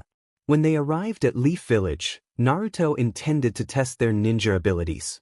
He headed to meet the other ANBU member joining him on the mission. Upon arrival, he found Deer, Shikamaru, and Boar, Choji, chatting by the door. He greeted them and asked if they were ready. They nodded, and together they set off toward the small village. They arrived a few hours later, encountering a minor delay. Boar had forgotten to eat before leaving, so they had to stop briefly while Naruto unsealed some sandwiches for him. Deer suggested they should hurry, but for some reason, Boar and Deer took their time eating. Frustrated, Naruto left them with a clone and continued on ahead. As soon as they were alone, Boar and Deer quickly devoured the sandwiches and followed after him, guided by the clone. When they finally reached the village, they spotted the siblings sitting on a bench with their belongings, waiting for their escort to the hidden Leaf Village. Naruto and his team approached them. He asked if they were Fumiko, Kyoko, and Mamoru. The older girl, with pink hair and bright purple eyes, confirmed their identities. For some reason, Naruto's heart raced as she spoke. The younger girl had long, dark brown hair tied with a blue ribbon, and the boy had short, wavy blonde hair with bluish-green eyes. Kyoko questioned if they were truly ANBU. Naruto assured her that despite their youth, they were not weak. Bor chimed in, stating that Naruto was the captain of ANBU and had even trained them. Deer introduced himself and Bor, while Naruto sighed and sealed the siblings' belongings in a scroll. He asked if they were ready to leave, and everyone nodded in agreement. As they made their way back to the Leaf Village, they encountered a few groups attempting to capture the siblings, which Naruto dealt with decisively. The siblings bombarded him with questions about the village, such as what it was like and whether the villagers were friendly. Hours later, they arrived at the Hokage's office. Naruto had already assessed the siblings' abilities. Fumiko and Kyoko were at a high genin level, while Mamoru was at a low genin level. It was decided that he would join the academy for a year or two. Kyoko was assigned to Katsuo's team, also known as Team 10, while Fumiko was placed in Natalie's team, or team they were told to show their new home. The new house had 2 floors, 2 bathrooms, 4 bedrooms, a dining room, a medium-sized kitchen, a spacious living room, and a good-sized backyard.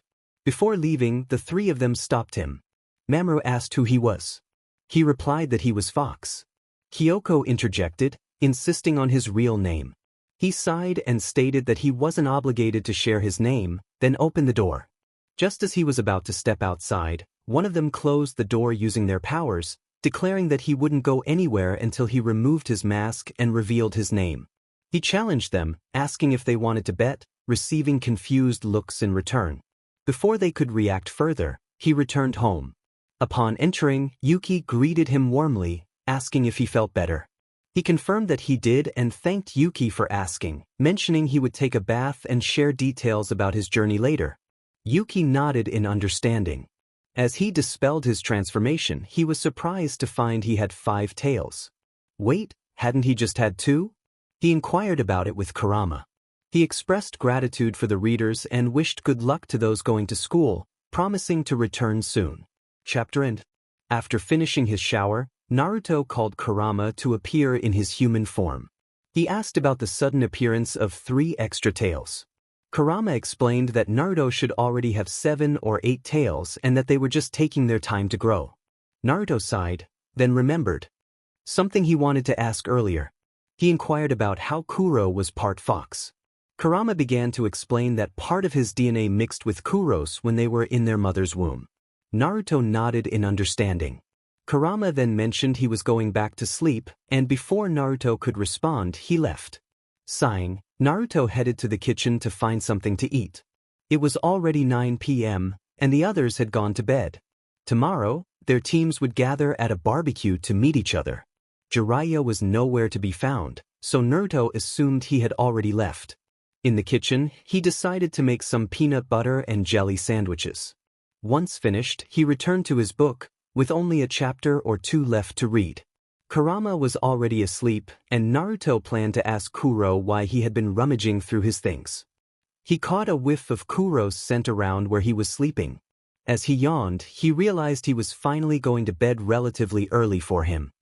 He felt a sense of excitement at the thought of possibly sleeping through the night. He mentally celebrated the fact that Kurama was a deep sleeper. Without wasting time, he quickly put away his new book and rushed upstairs to his room, snuggling under the blankets. The next morning, during breakfast, he cheered about not waking up all night for once. His teammates looked at him in shock, but then they smiled.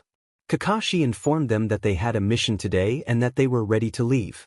Naruto and Kuro soon departed with Kurama still in his mind. They headed to the bridge where their team usually gathered. Naruto noticed Cookie napping in a tree while Sakura was fawning over Sasuke, who was just being his usual aloof self. Naruto thought to himself about Sasuke, wishing he could be more like his brother and even his father, not in terms of how they treated others, but in how they showed emotion. He approached Sakura and asked how she had been. She snapped back that she didn't want to talk to him and to stay away from her and Sasuke. Naruto sighed, feeling frustrated at her response. He then went over to Kuro, who was trying to wake Cookie, and sat beside him. After a while, Cookie finally woke up, thanks to Kuro's persistent shaking. They chatted about random topics until Kakashi arrived, which was 2.5 hours later.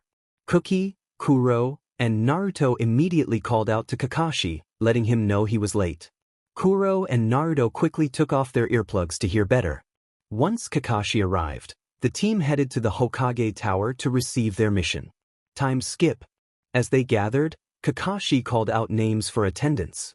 When he reached Naruto's name, he paused, only to be interrupted by laughter. The team turned to see Naruto surrounded by a multitude of animals: deer, foxes, rabbits, snakes, cats, dogs, wild boars, wolves, and more. There were at least 30 of them, all showering Naruto with affection through licks and cuddles. Kuro groaned, while Cookie, Sasuke, and Sakura expressed their confusion about what was happening. Kakashi explained that Naruto had always been good with animals, and whenever one approached him, many more would follow. Naruto, caught in a flurry of furry friends, managed to call for help before bursting into laughter again. Sasuke rolled his eyes, while Sakura began to scold Naruto. Kuro and Cookie laughed, leaving Kakashi to rescue Naruto from the overly affectionate animals. After about an hour, Naruto finally escaped the overwhelming affection and found himself holding Tora, the cat, asleep in his arms, just outside the Hokage's door. Once inside, Naruto showed Shirjimi how to hold Tora properly so he wouldn't have to keep retrieving her. Gigi began reading the mission details, but before he could finish, Cookie, Kuro, and Naruto complained in unison about wanting a higher-ranked mission. The old man sighed, and before he could respond, Irika interjected, stating they were only qualified for D-rank missions. Gigi cut in, saying they had Kakashi with them, and decided to give them a C-rank mission to escort Tazuna, the bridge builder, back to the Land of Waves. As they prepared to leave, Tazuna stumbled into the room, clearly intoxicated. Kakashi instructed the team to meet at the gates in an hour. After they left, Naruto took hold of Cookie and Kuro and headed to Cookie's house. They arrived just before Natalie and Katsuo opened the door. Both were surprised by the sudden noise behind them. Cookie greeted them cheerfully, while Naruto noticed Kuro blushing slightly at the sight of Natalie. It was clear they had feelings for each other, though neither would admit it. After a brief conversation, it was time for Cookie to gather his things. They had only 15 minutes before they needed to leave. I always have a week's worth of supplies stored in a seal on my arm. Kuro needed to get home because he had to pack. He should also prepare some snacks for the trip. After Cookie finished, they both headed to my house. While Kuro was packing, Cookie helped me quickly prepare some snacks. When we finished, we had only a minute left. We hurried to the meeting place, making sure no one saw us, and reserved our spot in the meeting area. When we arrived, Sakura playfully hit us on the head, scolding us for being late. We were right on time, down to the second. Before I could say anything, Kakashi entered with his signature smile. He seemed excited about something, probably because the new Ika Ika book had been released yesterday. I couldn't blame him, I had already bought and read at least 3 copies. As we headed to the Land of Waves, the Banshee asked Tazuna questions like, "Don't you have ninjas in the Land of Waves?" I thought to myself that they certainly didn't. I was starting to feel bored after walking for 2 hours. Kuro and Cookie were in front of Tazuna while Sakura walked alongside him. Kakashi and Sasuke were behind them, leaving me at the back, feeling lonely and restless. I had also left Kurama at home to keep an eye on Yuki. Soon we passed a puddle. It was the worst disguise ever. As soon as Kakashi stepped over the puddle, the demon brothers emerged and attacked him.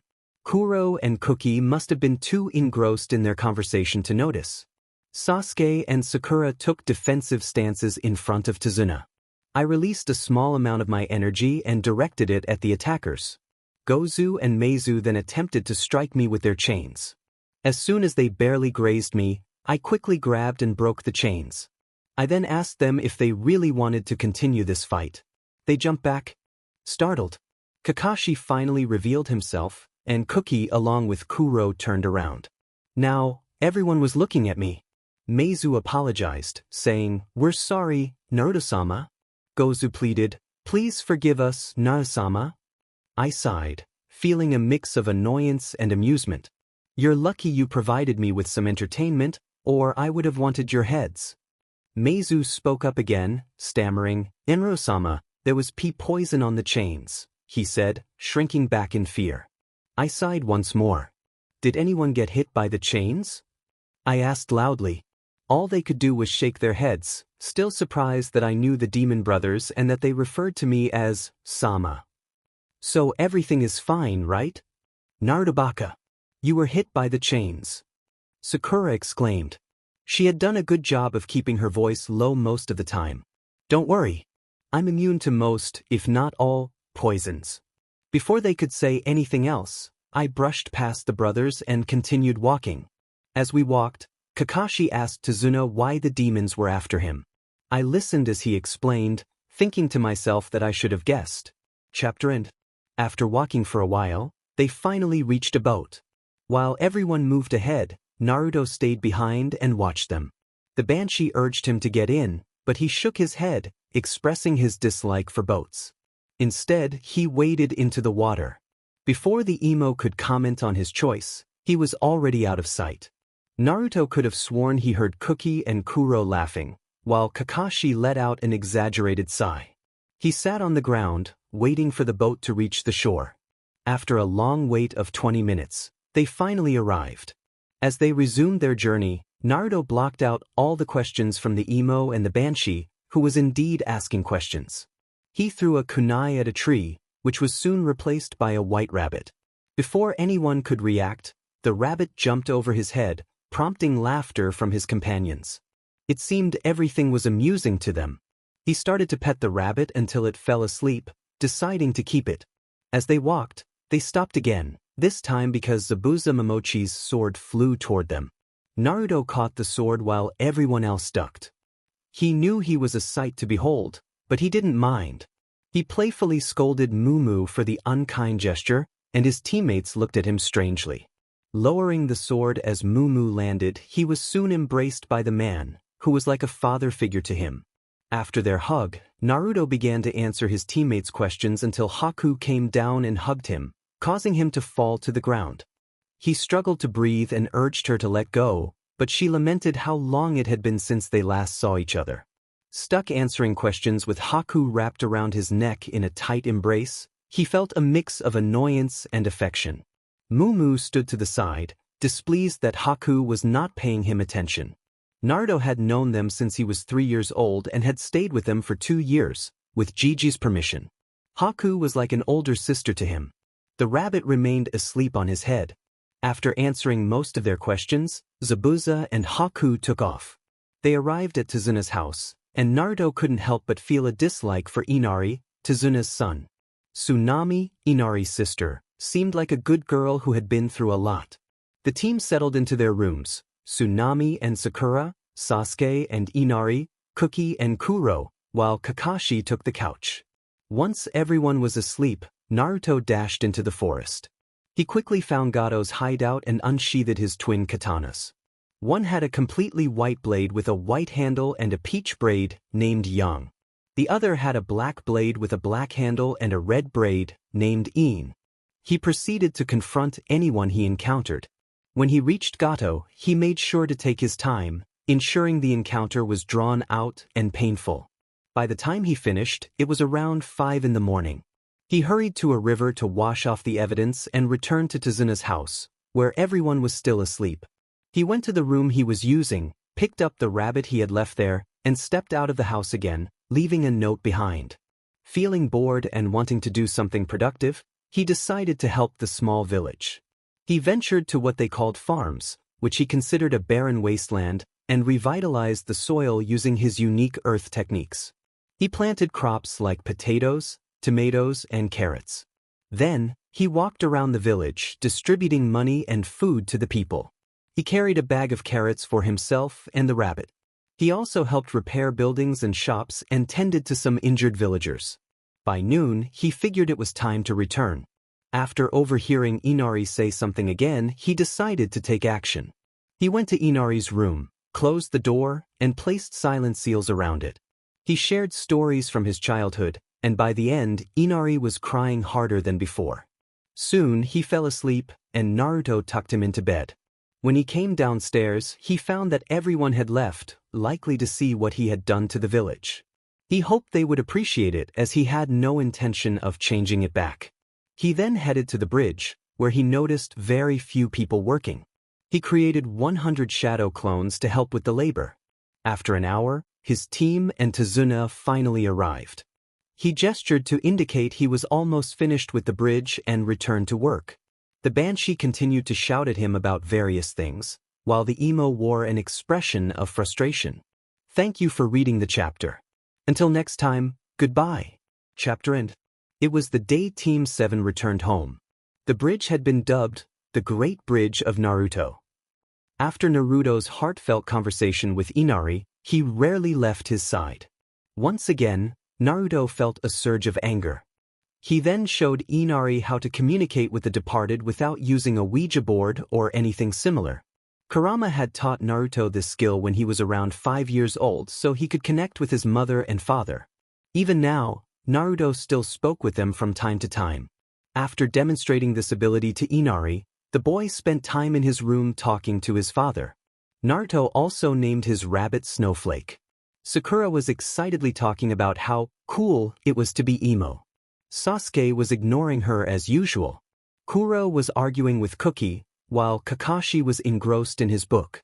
It seemed as if everyone had forgotten what had happened during their journey. Naruto began to pet Snowflake, who he carried in his arms. The rabbit's fur was slowly changing to brown, as it should be.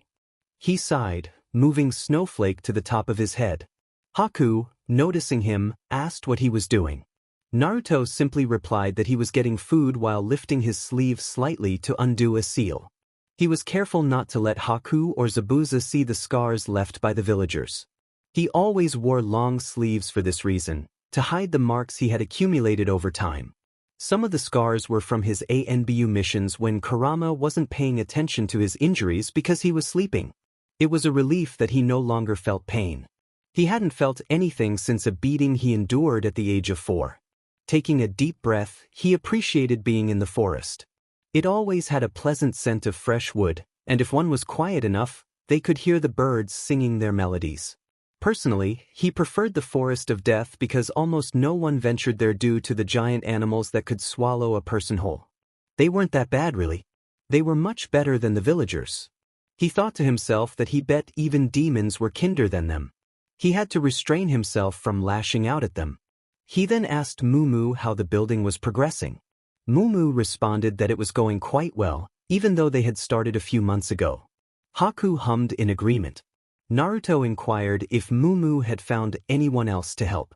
Mumu replied that a few more had joined and were proving to be a great help in the reconstruction efforts.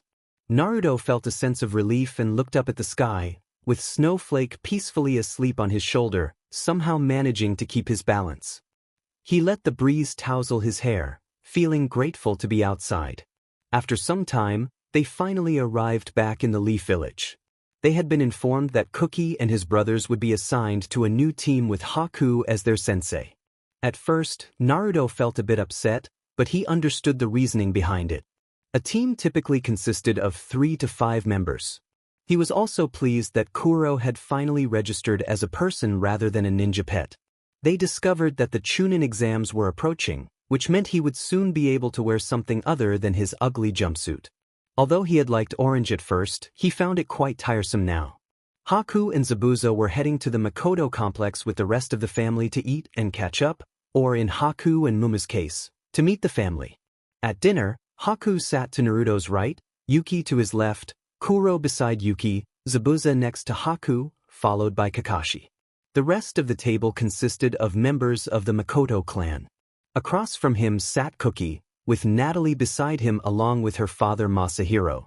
To Cookie's left was Katsuo, and then Kurama, who sat there for reasons unknown. Naruto planned to tease Kuro about telling Natalie he liked her, as it was obvious they had feelings for each other. They were like a pair of Hinatas, constantly blushing and stumbling over their words. It was honestly quite amusing. He also noted that Kiba and Hinata had started dating, something he had always believed was meant to be. After dinner, Kuro, Cookie, Natalie, Haku, Katsuo, Kakashi, Zabuza, and Naruto went out to train late into the night. During the training session, Naruto may have accidentally pushed Kuro's face into Natalie's, resulting in a kiss.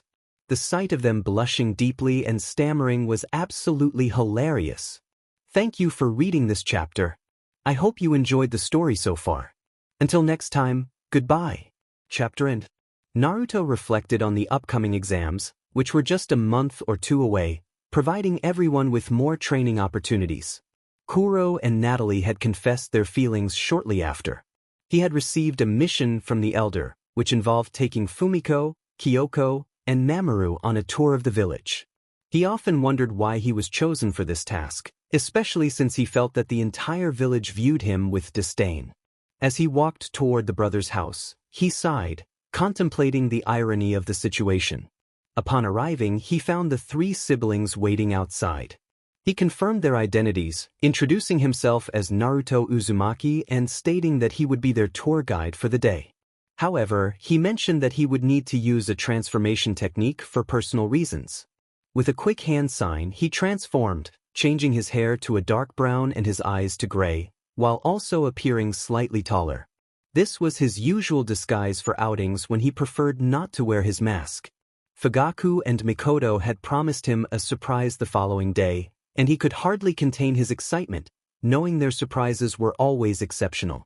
He began the tour by leading the group to the shopping district, where they indulged in some shopping.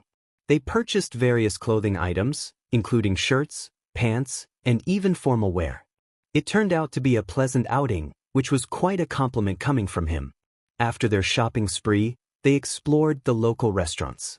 When they found a place they liked, Naruto offered to treat them as a welcoming gesture, not minding the expense given his substantial savings.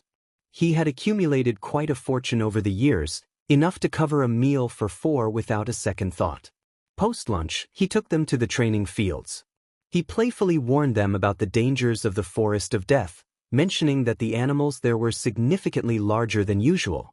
The trio nodded in agreement, intrigued by the adventure. While showing them around, they encountered Kiba, Shika, Choji, Yuki, Kuro, Natalie, Cookie, Katsuo, Kaka, and Kara, who were all training together. Naruto discreetly dropped his transformation technique as soon as they were out of sight of the villagers, feeling more comfortable in his true form. He introduced everyone to each other, and they ended up training together afterward. As the sun set and the moon rose in the night sky, Naruto walked home with the two girls and Mamoru, his transformation back in place. He expressed that he had a great time, to which Mamoru and Kyoko yawned in agreement. He chuckled at their sleepy expressions. Fumiko mentioned that she hoped they could do something similar again soon, and as he smiled at her, she unexpectedly leaned in and kissed him on the cheek. He was taken aback, noticing the blush on her cheeks, which was almost as deep as his own. She giggled softly. Before giving him another quick kiss, this time on the lips, and then hurriedly said goodnight before heading inside. He felt a warm flush on his face as he made his way home, still processing what had just happened. Time passed, and Naruto found himself having a rare good night's sleep. He even managed to finish a book he had been working on. The next day, he was on his way to the Uchiha compound with Kuro and Yuki. Upon arrival, Yuki went off to play with Roa and Paku, while Kuro and Naruto sought out Itachi. They soon ended up in an underground room. Kuro questioned their purpose for being there, and Naruto simply replied that he would explain soon. Before long, Mikoto and Fugaku appeared, with Mikoto announcing that they had found someone willing to help Naruto. Fugaku finished her sentence, revealing that he would be the one to assist him. Naruto was surprised and insisted that it wasn't necessary, claiming he could manage with just one eye. Fugaku chuckled and reassured him that he would provide the help, acknowledging Naruto's contributions to the community in ways he might not realize. Mikoto then prepared both Naruto and Fugaku, laying them down on beds in the room, ready to proceed with the next steps. Chapter end. Time skip. Slowly, Naruto woke up with a dull pain in his left eye. He carefully got up and noticed he was still in the Uchiha complex, having just moved into the guest room. He walked to the bathroom and looked in the mirror, seeing a bandage wrapped around his left eye. Slowly, he removed the bandage and tossed it in the trash, looking back at the mirror to see the Sharingan staring back at him. Memories flooded back, and he thought to himself that he was becoming a stronger, mini version of Kakashi. He whispered a quiet thanks to Fugaku. Fugaku's voice suddenly came from the entrance, catching him off guard. Naruto placed a hand on his heart, expressing his surprise. Fugaku chuckled, apologizing for startling him. He then invited Naruto to breakfast as he walked away. With a sigh, Naruto headed to the kitchen. When he arrived, he saw Yuki, Roa, Paku, Itachi, Mikoto, Fugaku, and a few others gathered at the table, including Sasuke.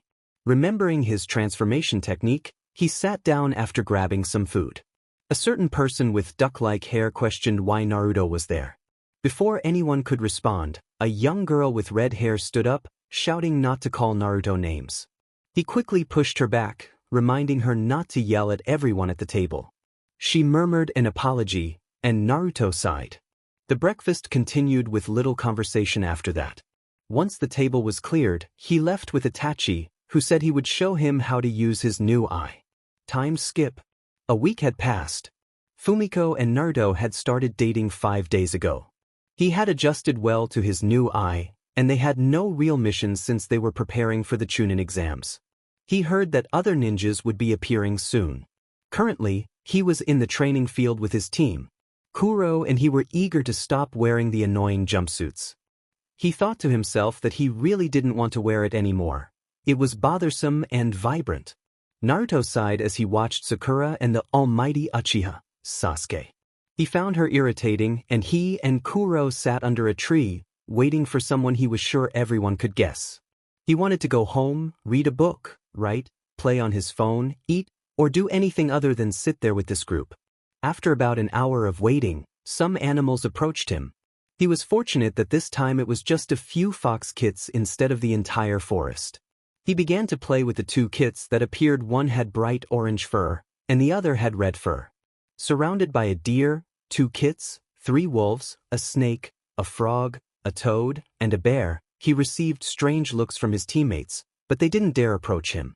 He didn't blame them. If they saw their teammates sitting with all those animals, they wouldn't come closer either. When Sakura tried to approach him with her fist raised, the wolves and the bear glared at her, as if warning her to stay back. It was amusing to see her retreat, startled. Naruto eventually dozed off, resting on the bear's stomach, ready to embrace the darkness of sleep. Time skip. Sakura approached to wake Naruto but was soon chased by the wolves beside him. The baby foxes lay on Naruto's back while the others surrounded the sleeping bear. It was quite a sight. Kuro had fallen asleep under the tree while Sasuke watched the wolves chase Sakura. After 2 more hours, their sensei finally arrived. He intervened, stopping the wolves from pursuing Sakura, who was hiding in a tree, and woke Kuro. Sakura exclaimed in frustration, and Naruto stirred in his sleep. Kakashi advised her to calm down and let it be, warning her against provoking the bear and wolves again. Sakura swallowed hard and shook her head. Kakashi led them away from the area before they began their training. Chapter end. Time skip. Naruto woke up to the sound of Sakura's loud voice. She had tried to wake him again, believing the animals had left, but they had only gone to find food. When they returned, they saw the wolves chasing Sakura once more, and this time she wasn't safe in the trees since the bear could climb. Kakashi, Kuro, and Sasuke chose not to help her, believing she needed to learn a lesson. Naruto sat up, letting out a frustrated shout for her to be quiet before lying back down. Soon after, the animals returned, one of the wolves dragging a small creature along.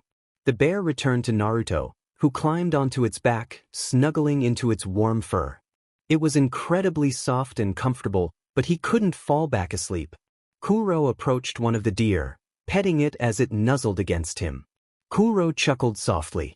Kakashi sighed, having already moved away before the small creature returned.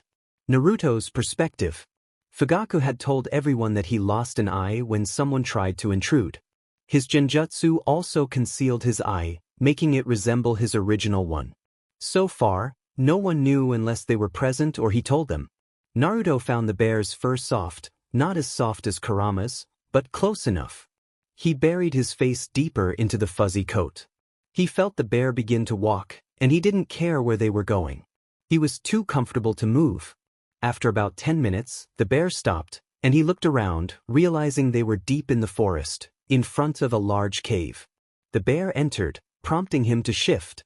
Sitting cross-legged with his hands resting on his knees, he yawned and noticed a lynx approaching him. It was a small creature that rubbed its head against his leg. He lifted it into his lap and began to pet it. The small creature nestled against me and began to drift off to sleep. I smiled at the lynx resting in my lap. A few minutes later, the bear returned with food and other animals. This wasn't the first time something like this had happened. In fact, it was the 49th time, to be exact. I sat in a circle with the other animals as the food was distributed. There were about 37 animals in this circle, inside a cave in the middle of the forest. In front of me were some berries, a piece of animal meat, and a few other edible items. I wasn't paying attention to how it was passed around, and the next thing I knew, everyone was eating. I joined them in the delightful act of filling our faces with food. Once all the creatures finished eating, I went off to play with the younger ones. I always enjoyed spending time with the animals. If it weren't for them, along with a few others, I would have lost my mind a long time ago. I didn't mind when they approached me, wanting to play or just to be petted. They were truly adorable. Many thought they were wild beasts that only wanted to attack, but they would be mistaken. Animals are incredibly friendly once you get to know them. Well, at least they were with me. I wasn't sure about others.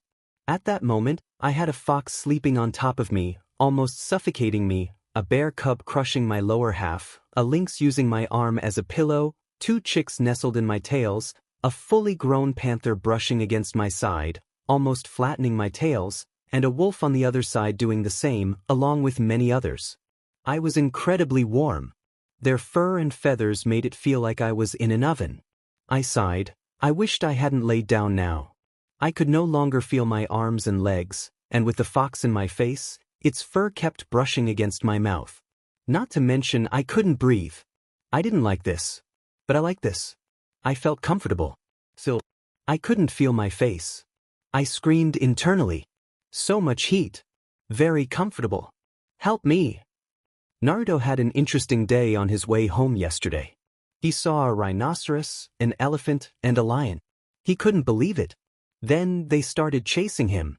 He almost got caught a few times. He had to find a group of villagers who seemed intent on attacking him. Thankfully, he had activated his transformation technique and managed to escape quickly. He had refused to move the night before because he didn't want to disturb the animals sleeping on him. Now he stood in front of his teammates, who looked extremely surprised by his sudden appearance. He had chosen not to walk, as he had been cornered by the villagers and found this to be the quickest way out. His brother asked him, "Again?" To which he nodded. His brother sighed and playfully hit him on the head, calling him an idiot for getting too close to the villagers. Naruto retorted, saying at least he had escaped and that they would find out soon enough. Then he playfully hit his brother back. Kuro jumped on him, and they both fell to the ground. Naruto quickly got back up, teasing his brother to give it his best shot. Kuro growled and lunged at him, but Naruto easily dodged his attacks, taunting him about being trained better. As Kuro became more frustrated, he began to throw wild punches and kicks. Naruto seized the opportunity, grabbing Kuro's fist and using it to push him down to the ground. He then sat on him, placing his arms on Kuro's head and whispering that he had won this round. Kuro growled in response, having been told by Kurama that Naruto was older, which made him act out. Naruto found it annoying since Kuro kept trying to fight him. He playfully punched Kuro in the stomach and freed himself. Kuro stopped, holding his bruised side, and Naruto turned to face his other teammates. Suddenly, a swirl of leaves and flames appeared, revealing Kurama and Kakashi. Kurama held onto Kuro's shirt while Kakashi had a firm grip on Yuki's arm. This was unusual. They had never shown up like this before. Kurama said they needed to talk to the three of them.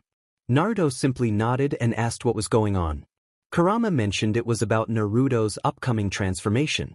Naruto raised an eyebrow at this and sighed, glancing back at Sasuke and Sakura, who looked confused. They all headed home together.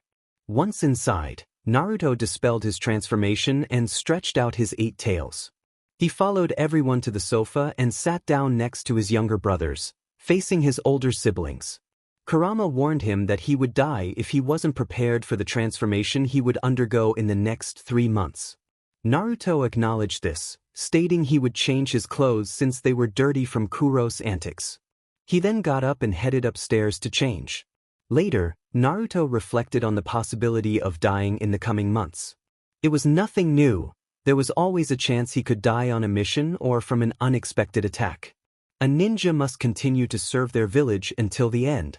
So, until he faced death or something else happened, he would remain here for a while. He decided he would leave later, whether it was due to death or just to go somewhere else. He didn't mind. However, he preferred to leave alive. He had been informed of this the previous day. Now it was 2:32 in the morning. After taking a shower instead of just changing, he noticed everyone else had gone to bed. So, he decided to go for a run around the village. After a while, he made his way to the Forest of Death. Once there, he dispelled his transformation. Thanks to his keen eyesight, he could navigate without bumping into anything. As she ran, she took deep breaths, savoring the wonderful scent of wood. It was her favorite smell. She loved the sound of leaves crunching under her feet while she ran. This was her favorite activity in the world, just running through the forest. No one to bother her. It was perfect. She stopped in a clearing. Once in the center, she climbed onto a large rock and lay back. With her hands under her head, she gazed up at the sky, marveling at the countless stars. Soon, she noticed movement in the bushes, causing some leaves to rustle. She didn't bother to move, recognizing the creature as an animal with a different chakra pattern. All creatures had distinct patterns depending on their species, and it became easy to distinguish them once experienced. This particular creature was a fox, the same. Fox from the cave. The little fox jumped from the bushes, trying to catch a mouse. She laughed as she watched it. The fox soon caught the mouse and ate it before scurrying away, leaving her to ponder the sky once more. The sun was beginning to rise. She remembered that her team was supposed to have lunch with the other teams today, around 1 o'clock, she thought. She climbed down from her rock and started walking home. When she arrived, it was 11. Yuki asked where she had been. She joked about being out for a run and teased him about missing her. He huffed and turned away, blushing slightly. She ruffled his hair before speaking again. She noticed Kuro, looking downcast. He apologized for his recent behavior, explaining that Kurama had told them about the situation where she could die.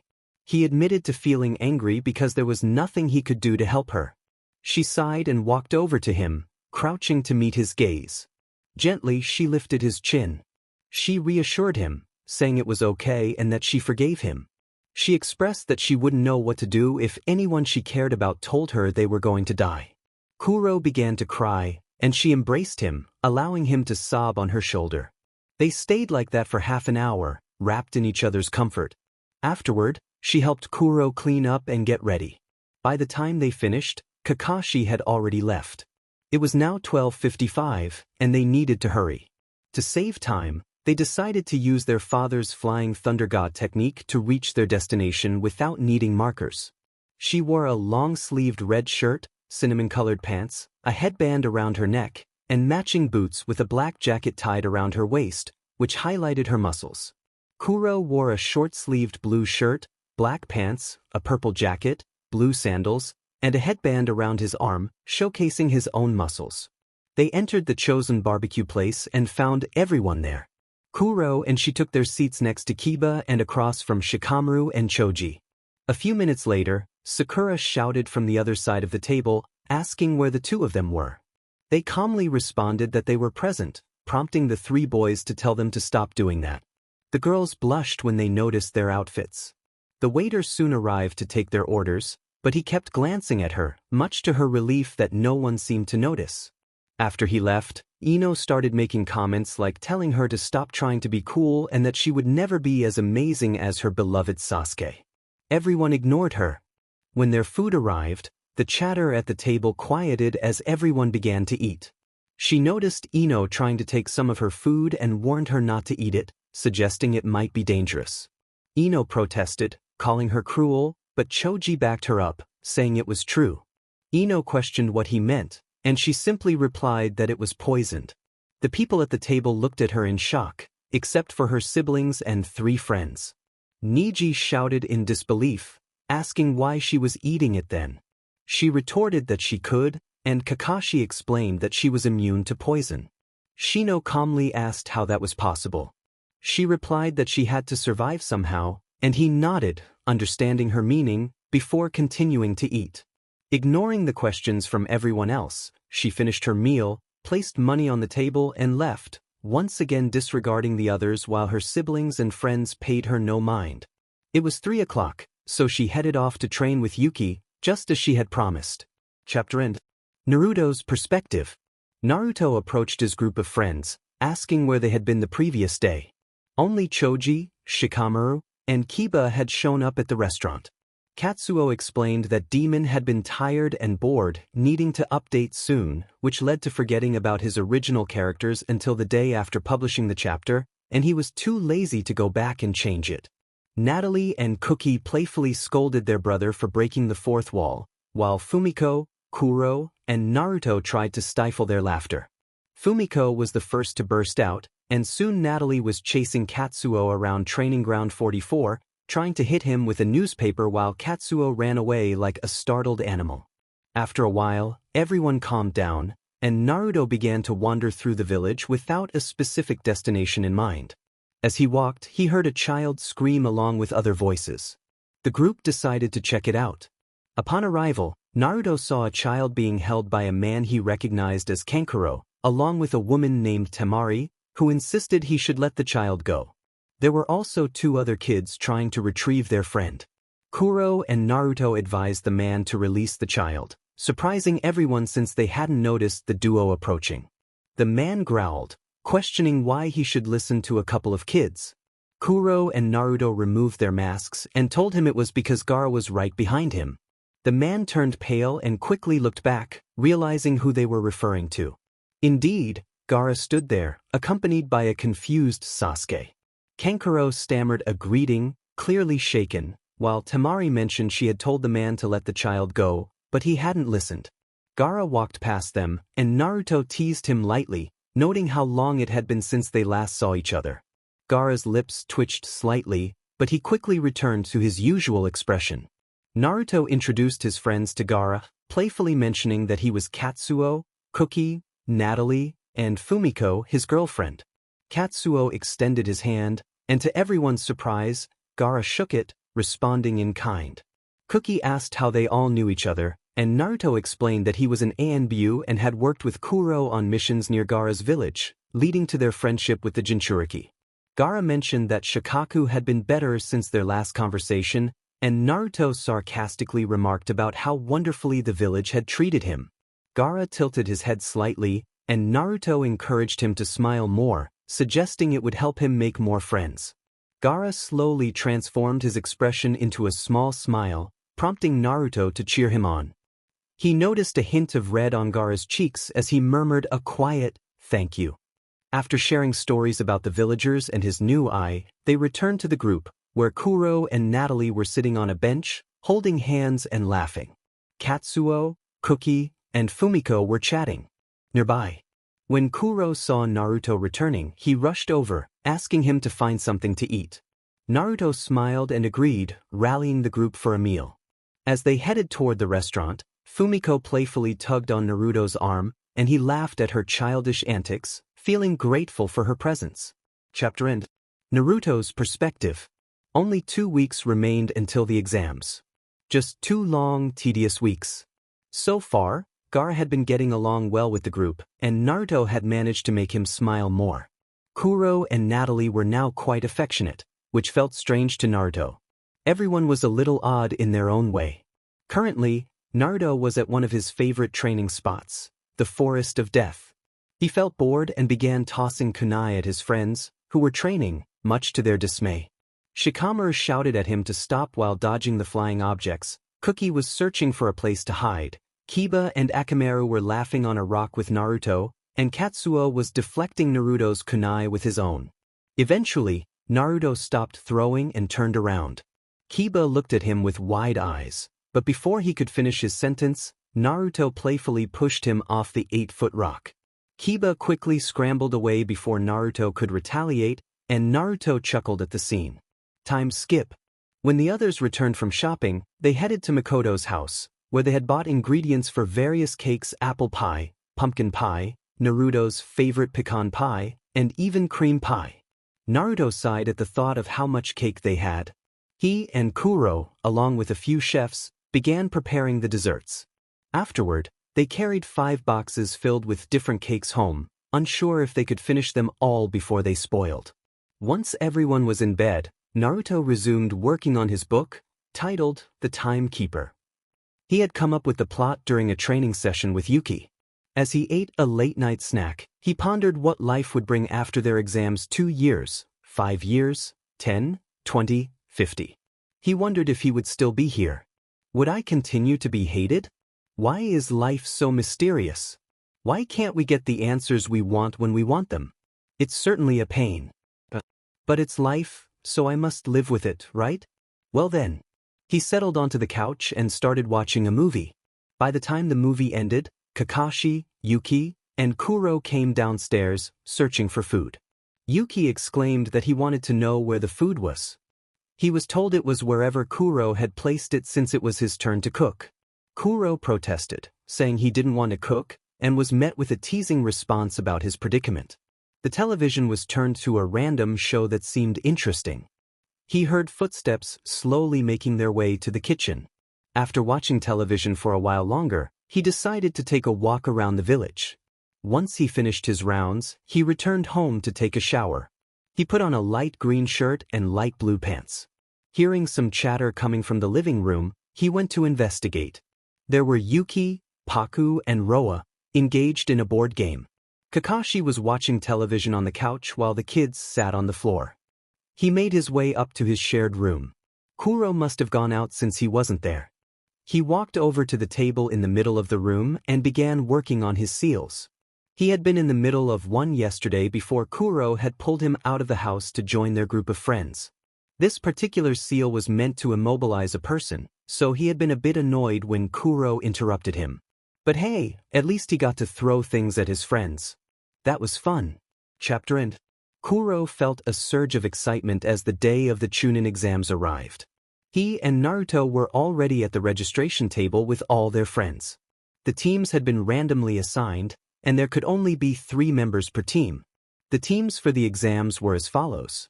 Team 1: Naruto, Fumiko, and Sakura. Team 2: Sasuke, Shikamaru, and Kuro. Team 3: Ketsu, Cookie, and Natalie. Team 4: Kiba, Akamaru, and Hinata. Team 5: Niji, Tenten, and Lee. And finally, Team 6: Choji, Ino, and Shino. Kuro wasn't the only one frustrated with their team's arrangement. He wasn't even sure who had the worst team. He wore a simple, fitted lime green shirt, a black jacket, and loose sweatpants, avoiding any orange. Naruto had chosen a dark red and orange shirt paired with a matching jacket and navy blue dress pants. Kuro marveled at how Naruto could still move so well in those pants. It was unfortunate they couldn't be on the same team. At least Naruto was with his girlfriend, while Kuro was separated from his Natalie. He sighed deeply as their groups approached the door to the testing room. It was obvious that it was a genjutsu, and Kuro rolled his eyes as he and Naruto began to speak in unison. Some people looked startled by their synchronized speech, though their friends had grown accustomed to it, occasionally still finding it amusing. Kuro noticed Sakura's nervousness as she questioned their antics, while Naruto pointed out that they were on the 2nd floor and that it was a weak genjutsu. Kiba seemed on the verge of laughter, and even Naruto appeared entertained by the situation. As Kuro felt the curious gazes of others, he noticed Kiba trying to suppress his laughter. Sakura accused Naruto of lying, and Kuro held back a blink at the volume of her voice. He responded, insisting he wouldn't let anyone slow down his team. He took Sakura's arm and led her up the stairs, with the others following behind. She protested, pulling away while voicing her complaints, but Kuro was determined. Once they entered the room, he released her arm, and she stood there for a moment, rubbing where he had held her. As soon as Fumiko entered the room, Kuro was by her side, holding her hand. He smiled at her, and she quickly pecked him on the lips. She whispered that he could have been kinder, to which he replied, earning a sweet smile from her. They took their seats next to Sakura, the only reason Kuro sat so close being their team assignment. The others settled in with their temporary teammates, and Kuro could hear unflattering comments from mismatched teams. They all sat close together, chatting until the exam began. Ino and Sakura were discussing something about Kuro and his new outfits, but he wasn't paying much attention. Instead, he and his friends were talking about their plans after the exams, whether they passed or not. They all knew what they were really thinking. They couldn't wait to leave the village. Almost anywhere would be better than here, and Kuro had a place in mind to go. As the day progressed, Kuro felt a mix of anticipation and determination. The exams were just the beginning of their journey. Chapter end. Naruto observed that the first test had been quite easy. Kuro, Cookie, Kiba, Niji, and his team had already failed. Choji, Ino, and Shino had also not made it through. Regardless, Naruto and his team were waiting at the gates of the Forest of Death for their chance to escape. Once the gates opened, Fumiko and Naruto pulled Sakura along with them, as she wanted to find her boyfriend, Sasuke. Naruto extended his hand in a stopping motion, letting Sakura drop onto a branch below him when he heard someone approaching from the east. Fumiko and Naruto quickly crouched behind the trees, leaving Sakura as bait with a fake scroll. As two girls and a boy appeared, demanding the scroll, the banshee creature had been frozen in place. Fumiko swiftly and silently used her skills to make the scroll tied to one of the girls float in the air. After that, Naruto kicked one of the girls in the head, knocking her out, then struck the other girl and pushed the boy against the trunk of a tree, all within 5 seconds. Many onlookers were extremely surprised to see the confrontation end so quickly, especially since only 3 minutes had passed. Fumiko and Naruto left hand in hand, leaving a very confused Sakura behind. Back at their hideout, Naruto began preparing pizza, taking out the ingredients and making the dough. Once he finished, he placed the pizza in the oven and set the timer. He joined Fumiko just as Shikamaru, Kuro, and Sasuke entered. The brooding Sasuke immediately went to his girlfriend, who was murmuring about what had just happened in a corner. He seemed a bit shaken from his test, likely overwhelmed by Kuro and Shikamaru. Naruto asked Kuro and Shikamaru how their search had gone, and Kuro chuckled, saying it had apparently gone as well as Naruto's. Naruto laughed a little and mentioned he had some pizza cooking if they wanted some. They nodded eagerly. Naruto settled down next to Fumiko while Kuro plopped down beside him, and Shikamaru sat next to Fumiko. Naruto wrapped his arms around both of them. Fumiko leaned into his touch while Kuro frowned but didn't move away. Naruto smiled at him, and Kuro turned his head away, pouting. The emo boy and the banshee had stopped whatever they were doing. Just as Naruto was about to get up, Shikamaru stopped him, pointing to his brother and girlfriend. Naruto looked over and found them asleep, a smile spreading across his face. A few minutes later, Shikamaru returned with 2 plates, each holding 4 slices of pizza. Naruto carefully removed his arm from around Kuro, who was now lying on his side, and grabbed a plate. After an hour, Kiba and Katsuo's teams entered. Kiba, who had a history with snakes, was not pleased to see one. Katsuo teased Naruto, asking if he was a pillow now. Naruto pouted in response, and Katsuo, Kiba, Natalie, and Shikamaru burst into laughter while Hinata stood there with a slight smile. A blush crept across Naruto's face as he stuck his tongue out at them, confused about what was funny. Kuro and Fumiko began to stir, almost waking up. Once Kuro realized where he was, he shot up from the couch, his face bright red from being curled up against Naruto. Fumiko looked up and waved before yawning and leaning against Naruto's side. He smiled warmly at her, and she returned it with a bright smile of her own. He leaned down and gave her a gentle kiss on her cute little nose. Everyone else had settled in, couples sitting together, holding hands, while others playfully teased one another. Cookie was tossing chips at Katsuo and Shikamaru, who, in turn, chased him around the building. Fumiko sat on Naruto's lap, resting her head on his chest as they watched a movie based on one of his books, or rather, one of Fumiko Ayuma's books. Naruto recalled a time when he caught Kuro going through his things and remembered having a serious conversation with him about respecting his belongings. Chapter End. Naruto's POV. It was an hour before everyone had to start fighting each other. Kurama had us training hard Shikamaru, Kiba, Kuro, Natalie, Fumiko, and even little Yuki, along with Choji, Katsuo, Cookie, and me. This training wasn't just for the tournament, we all planned to leave this village together. Itachi would come with us, along with the Makoto clan, Shikamaru's parents, Paku, Roa, Kakashi, and Hinata, whose family had lost faith in her, and the shy girl, as well as Fumiko's family. Gigi would stay behind with Itachi's parents since this was where their clan resided. They made us promise to visit, though. At that moment, the announcer called for Hinata and Niji. Hinata did her best and lasted longer than many expected, but ultimately, she lost likely because Niji had more training. He would probably help her train once we left. I didn't want to have to keep an eye on everyone in the group while traveling to our new home. Next up were Sakura and Kiba. It was pretty clear who won that match. Sakura barely lasted 10 seconds in the ring before being eliminated. Then Kuro and Sasuke stepped up. Kuro took a few hits because he was playing with his opponent, but he landed a solid punch on Sasuke's jaw, sending him flying and out of the match. Finally, it was my turn against Lee. I decided to keep it fair and not use any ninjutsu or genjutsu, just taijutsu. I blocked his attempts to hit me in the face, then delivered a kick to his stomach, knocking him down. Lee recovered quickly and charged at me, pretending to aim for my face but actually planning to sweep my legs. I jumped over him, grabbed his shoulders, and flipped him onto the ground, leaving him unconscious. In the final round, it was me against Kuro. I activated my Sharingan and took my fighting stance, ready to bring him down as he got into his own. I lunged at my brother, aiming for a solid hit to his stomach. Kuro blocked, not having time to dodge, and grimaced in pain from the impact. I jumped back before he could sweep my legs. Kuro came flying at me, trying to hit my cheek, but I leaped over his shoulders. I grabbed his head and pulled back, causing him to stumble and fall.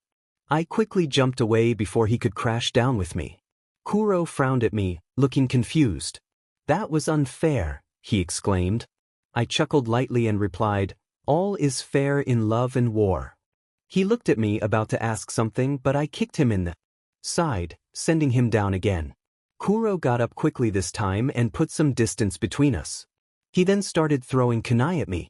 I dodged all but one, which managed to cut my arm, causing a little blood to flow. "You're getting better, little brother," I praised him. Kuro chuckled softly, "You're not so bad yourself, Nin." I flashed him a cheeky smile, but that was before an immense pain hit me. Chapter End. Naruto's POV. I collapsed as pain surged through my body. Lying on the ground, I clutched my sides and cried out. The pain was unlike anything I had experienced before, especially since I thought I could no longer feel pain. It felt like being stabbed, burned, and torn apart repeatedly. Kurama, Kuro, Kakashi, Yuki, Natalie, Kiba, Choji, Shikamaru, Fumiko, and others, including Itachi, Fugaku, and Mikoto, who stayed to watch, rushed to my side. Sasuke had gone off to train but quickly returned, trying to figure out what had happened. "Naruto, can you hear me?" Kurama said slowly. I nodded as best as I could, suppressing a growing groan. Soon, I felt my transformation slipping away. "Nair, listen to me, it's okay," he said, stopping when I nodded again, letting out a small whimper. "I need you to take deep breaths. You're transforming into your nine-tailed form. It will hurt, but you can get through it, okay?" Kurama explained. I took a deep breath and held it, but the pain forced me to exhale, resulting in another groan. "It hurts, Kura," I cried. For the first time in years, tears streamed down my face. Kurama gently lifted me and embraced me. I clutched his shirt and cried on his shoulder. "I'm going to take you to a more open area, all right?" he said, to which I gave a small nod. I felt him carry me away from the village, with everyone else following closely behind. Once we were far enough, Kurama set me down, and everyone gave us space. Another wave of pain coursed through my body. I screamed and curled into myself. I felt a tail emerge and claws growing from my hands and feet. The claws tore through my shoes, and my clothes suddenly felt tight. A soft substance began to sprout from my skin, which I guessed was fur. I screamed again as I continued to grow. My bones began to crack and reshape into different positions, making me appear more animal-like. As I transformed, my screams morphed into a roar of pain.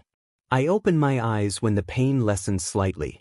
I lay on the ground, overwhelmed by the sensations coursing through me. I saw all my friends and family, except for Kurenai, staring at me in shock. Kurama stood before me, in his full nine-tailed beast form. "Naruto, are you okay now?" the giant beast asked. "A little," I managed, my voice deeper and strained from my cries. "Do you want to try to walk or rest for a bit?" Kurama asked. I tried to get up but found myself unable to move. "I guess I'll rest then," I said, my eyes growing heavy. "Then go to sleep, Nan," Kurama whispered, leaning down to slide my now fox-like head. I closed my eyes and let darkness envelop me in a dreamless slumber. Kurama's POV. I turned to look at everyone who had followed Naruto and me. I quickly transformed back into my human form. "Naruto needs some rest. You can stay here if you want, but he should wake up in a few hours if he wants to leave. So, stay still and leave Naruto alone for now, understood?" The speaker addressed the crowd behind him, receiving nods in response. He sighed and turned back to Naruto. He gently stroked Naruto's furry head, wishing he could ease his pain more than his own. Days later, Naruto groaned as he tried to clear his head. Kurama spoke softly, reminding him to take it slow. He had just undergone his first transformation, and his body would ache for a while. Until the pain subsided, he needed to remain in his fox form. Kurama urged him to nod if he understood. Naruto nodded slowly, grimacing slightly. Kurama sighed, sitting beside him, reassuring him that he would be fine and that he wouldn't die from this. Naruto nodded again as he saw Fumiko approaching. She comforted him, telling him to rest while she stayed by his side. She kissed him on the cheek, and he closed his eyes, letting sleep take over. When he awoke, Kurama informed him that a few days had passed. The pain was gone, but his body ached from inactivity and the transformation. He carefully got up, trying not to disturb his friends and family sleeping nearby. As he trembled, Kurama emerged from one of the tents, asking if he felt any pain. Naruto shook his head, not counting the ache in his bones. Kurama sighed in relief and explained how to transform back, instructing him to push his chakra against his chest. Naruto focused his chakra, feeling a slight tremor as his bones shifted back into place. He looked at Kurama, who was fluffy and had 9 tails, and smiled before running to embrace him. He thanked Kurama and nestled his face against his brother's chest, still smiling. Kurama wrapped his arms around him, expressing relief that the transformation process was complete. He reminded Naruto that they could have lost him. Soon his other 3 brothers emerged from a tent, calling out to him and rushing over like bullets. They jumped on him, knocking him to the ground. Yuki sobbed in his chest, while Kuro sat beside him in his fox form, gently nuzzling their faces. Naruto chuckled softly and signaled to Kakashi and Kurama to join them. Once they were by his side, Kakashi ruffled his hair as they sat together. More friends began to appear from their tents, joining the group hug forming around Naruto. Fumiko cried on his shoulder, and Kuro had tears in his eyes. Many familiar faces joined in, some hugging him while others stood back with smiles. The demon brothers, Gozu and Meizu, approached, acknowledging Naruto as their mentor. He chuckled nervously, awkwardly petting Yuki's head while holding Fumiko, who was still crying. He smiled shyly at everyone, not used to such attention. Haku approached and playfully scolded him for scaring them, wrapping her arms around him. Naruto apologized, giving her a small smile. Shikamaru curiously remarked on Haku's gender, and Naruto explained that he called her a girl because she resembled one and acted like one. The group looked confused, and Naruto quickly changed the subject, asking Mumu about their plan. Mumu replied that it was progressing, and Zabuza teased Naruto, assuring him that everything was nearly ready. Naruto frowned at Zabuza's teasing but refrained from retaliating due to the crowd around him. Cookie and Kuro asked about the plan simultaneously, and Naruto raised an eyebrow at them. Kuro exclaimed in frustration, while Cookie groaned. The group laughed at their antics. Meizu asked if Naruto was okay, and he assured them he was fine, though he could do without the singing. Meizu and Gozu nodded and returned to the shadows. Naruto announced that if anyone wanted to leave the village with him, they should start packing as they would depart the next day. The day before their departure arrived, and everyone was busy packing, including Naruto. He and Yuki made a trip to the shops, with Naruto's face covered to avoid drawing attention. On their way back, they spotted Katsuo and Natalie heading toward their house. Naruto approached them, asking what they were doing. They explained they were coming to see if they wanted to stay at the complex with everyone else leaving, so they wouldn't have to wait for everyone before departing the next day. Then, are we going in or not? Katsuo spoke with a big smile on his face. The narrator glanced at Yuki, who nodded hesitantly. The narrator decided they were in but would ask the others first. They would be there at 6 and even help with dinner. Katsuo expressed excitement and mentioned they would notify everyone, playfully warning that they better prepare dinner. The narrator chuckled softly before saying goodbye and continuing the walk home with Yuki. The younger boy took the narrator's hand, trying to hide from everyone around them. The narrator thought about how shy and timid he was. They shook their head at that thought and ruffled Yuki's hair. Upon arriving home, the narrator shared their plans with the other two, who agreed. They packed the furniture into paper seals and placed them in a duffel bag. Yuki was getting dressed and putting Snowflake in his carrier, while Kuro was gathering their clothes and packing. Kakashi was organizing all the books and small items into weaker seals. They finished packing by 5. The narrator sorted the clothes so that each of them could place them in separate seals before leaving. When they arrived at Makoto's complex, the narrator headed to the kitchen, pulling Kuro along while Yuki followed. After dinner, everyone in the complex took turns using one of the 15 showers in the building. It was a long wait for about 40 people, including clan members and those who had left. Itachi was there along with Paku, Roa, Mikoto, and Fugaku, who were dragging along a marked emo complaining about why they had to leave. Other Uchiha were also present, as well as the Nara, Akimichi, Aburame, Hyuga, and Inazuka clans, most of them anyway. It was fortunate that the place had so much space, though it was a shame it was left behind. Everyone found a place to sleep, most sharing a room. The narrator claimed their bed, receiving some strange and envious looks while everyone else settled on the floor. Before everyone went to bed, Fumiko appeared and jumped onto the narrator's stomach. She had just arrived and explained that Kyoko and Mamoru had been giving her a hard time about moving until she mentioned that Yuki, Roa, and Paku were also coming. Fumiko sighed as she snuggled under the covers. The narrator laughed a little, and when she shot them a glare, they decided to give her a kiss. Fumiko blushed and hid her face under the blankets. Not long after, Yuki approached and grabbed the narrator's arm, expressing that he couldn't sleep because Kuro kept hitting him while he slept on the floor, and Kakashi was still awake. The narrator sighed and invited Yuki to join them under the covers. Yuki smiled and cuddled up beside the narrator, joining Fumiko in the land of dreams. A faint smile touched the narrator's lips as they joined them an hour later. They woke up 3 hours later, realizing it was 2 in the morning.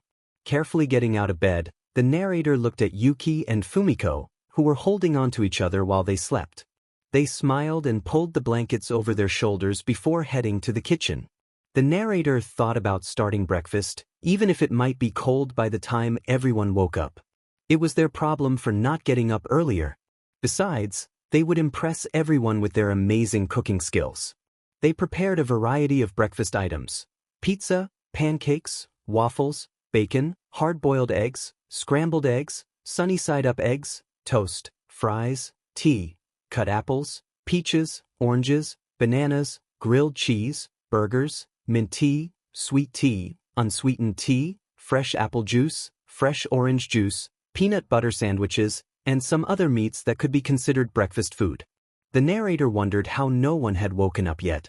Sighing while preparing their plate, they checked the time. It was 5:38 a.m. The narrator thought at least one person would have gotten up by now. After finishing their meal and starting to wash the dishes, they heard some grumbling before a group of 5 entered the kitchen. It appeared to be an adult woman, 2 teenage girls, and 2 teenage boys. They looked at the mountain of food on the table and then back at the narrator in disbelief. One of the teenage girls, looking tired, asked if the narrator had made all of it. The narrator nodded and encouraged them to dig in. After the narrator dried the dishes and left the room, the group began to grab food. 2 hours later, everyone had woken up, curious about who had prepared the delicious meal. Those who knew it was the narrator thanked them. By 9, everyone was up and ready to leave. Gigi and a few others chose to stay behind until a new Hokage could be found, providing a distraction so the others could hurry and depart. Everyone gathered their belongings and stood in front of the complex. The narrator called Kurama, just because they could, and he wouldn't stop until they did. They nodded to Haku, who shouted for everyone to follow and run as far away from the village as possible. On the count of 5, everyone took off. The narrator carried Paku on their back while Kuro had Mamoru, and some others had smaller and slower individuals on their backs. Time skip, 15 years later. The narrator introduced themselves as Naruto and acknowledged that a lot had happened in the last decade and a half, but that was a story for another time. They planned to share some of the most important events that had taken place. After everyone left the Hidden Leaf, they retreated to Uzushiogakure, which had paid people to help with reconstruction. A few years later, Fumiko and the narrator had quadruplets, but sadly, Fumiko passed away an hour after giving birth. Their firstborn had orange hair with one purple eye and one blue eye, named Minato after Naruto's father, as Fumiko said he reminded her of the photos Naruto had shown her. Then there was their beautiful daughter with pink hair, blue-tinted eyes, named after her late mother, Fumiko. Lastly, there was a red-haired son with purple eyes, whom Fumiko named Kurama, mainly because he had red fox ears and 3 tails. Kurama mentioned that it was unlikely he would ever transform. Our youngest child had bright yellow hair and blue eyes that turned purple when she was truly angry or very happy. We decided to name her Aimi. Kuro became the second Uzukage in my place, while I was, of course, the first. Now, I had children to raise, so I aimed to do this right. At that moment, I was living off the wealth I had accumulated, which was enough for multiple lifetimes, so I was doing well for now. Katsuo had been helping me with the children in place of their absent father, but nothing could replace my Fumiko. I missed her dearly, but at least she had left me with 4 children before her passing. I sat on the sofa and watched the kids play, levitating objects and having fun. Katsuo chuckled softly as he sat beside me. He asked if I wanted to watch a movie. I nodded as he got up, grabbed the remote, and put on something called Flatliners or something similar. Once he settled back down, I rested my head on his shoulder, and the kids Minato, Fumiko, Kurama, and Aimi joined us on the sofa. The story continued, and I hoped the ending of the book had been good, or at least somewhat satisfying. I planned to post something afterward about a new book, along with questions and other updates. I appreciated everyone for reading my first fanfiction and wished them a great week ahead. Until next time, I hoped they would follow along. As the chapter came to a close, I wondered if they would like me to write another story, and I encouraged them to let me know in the comments.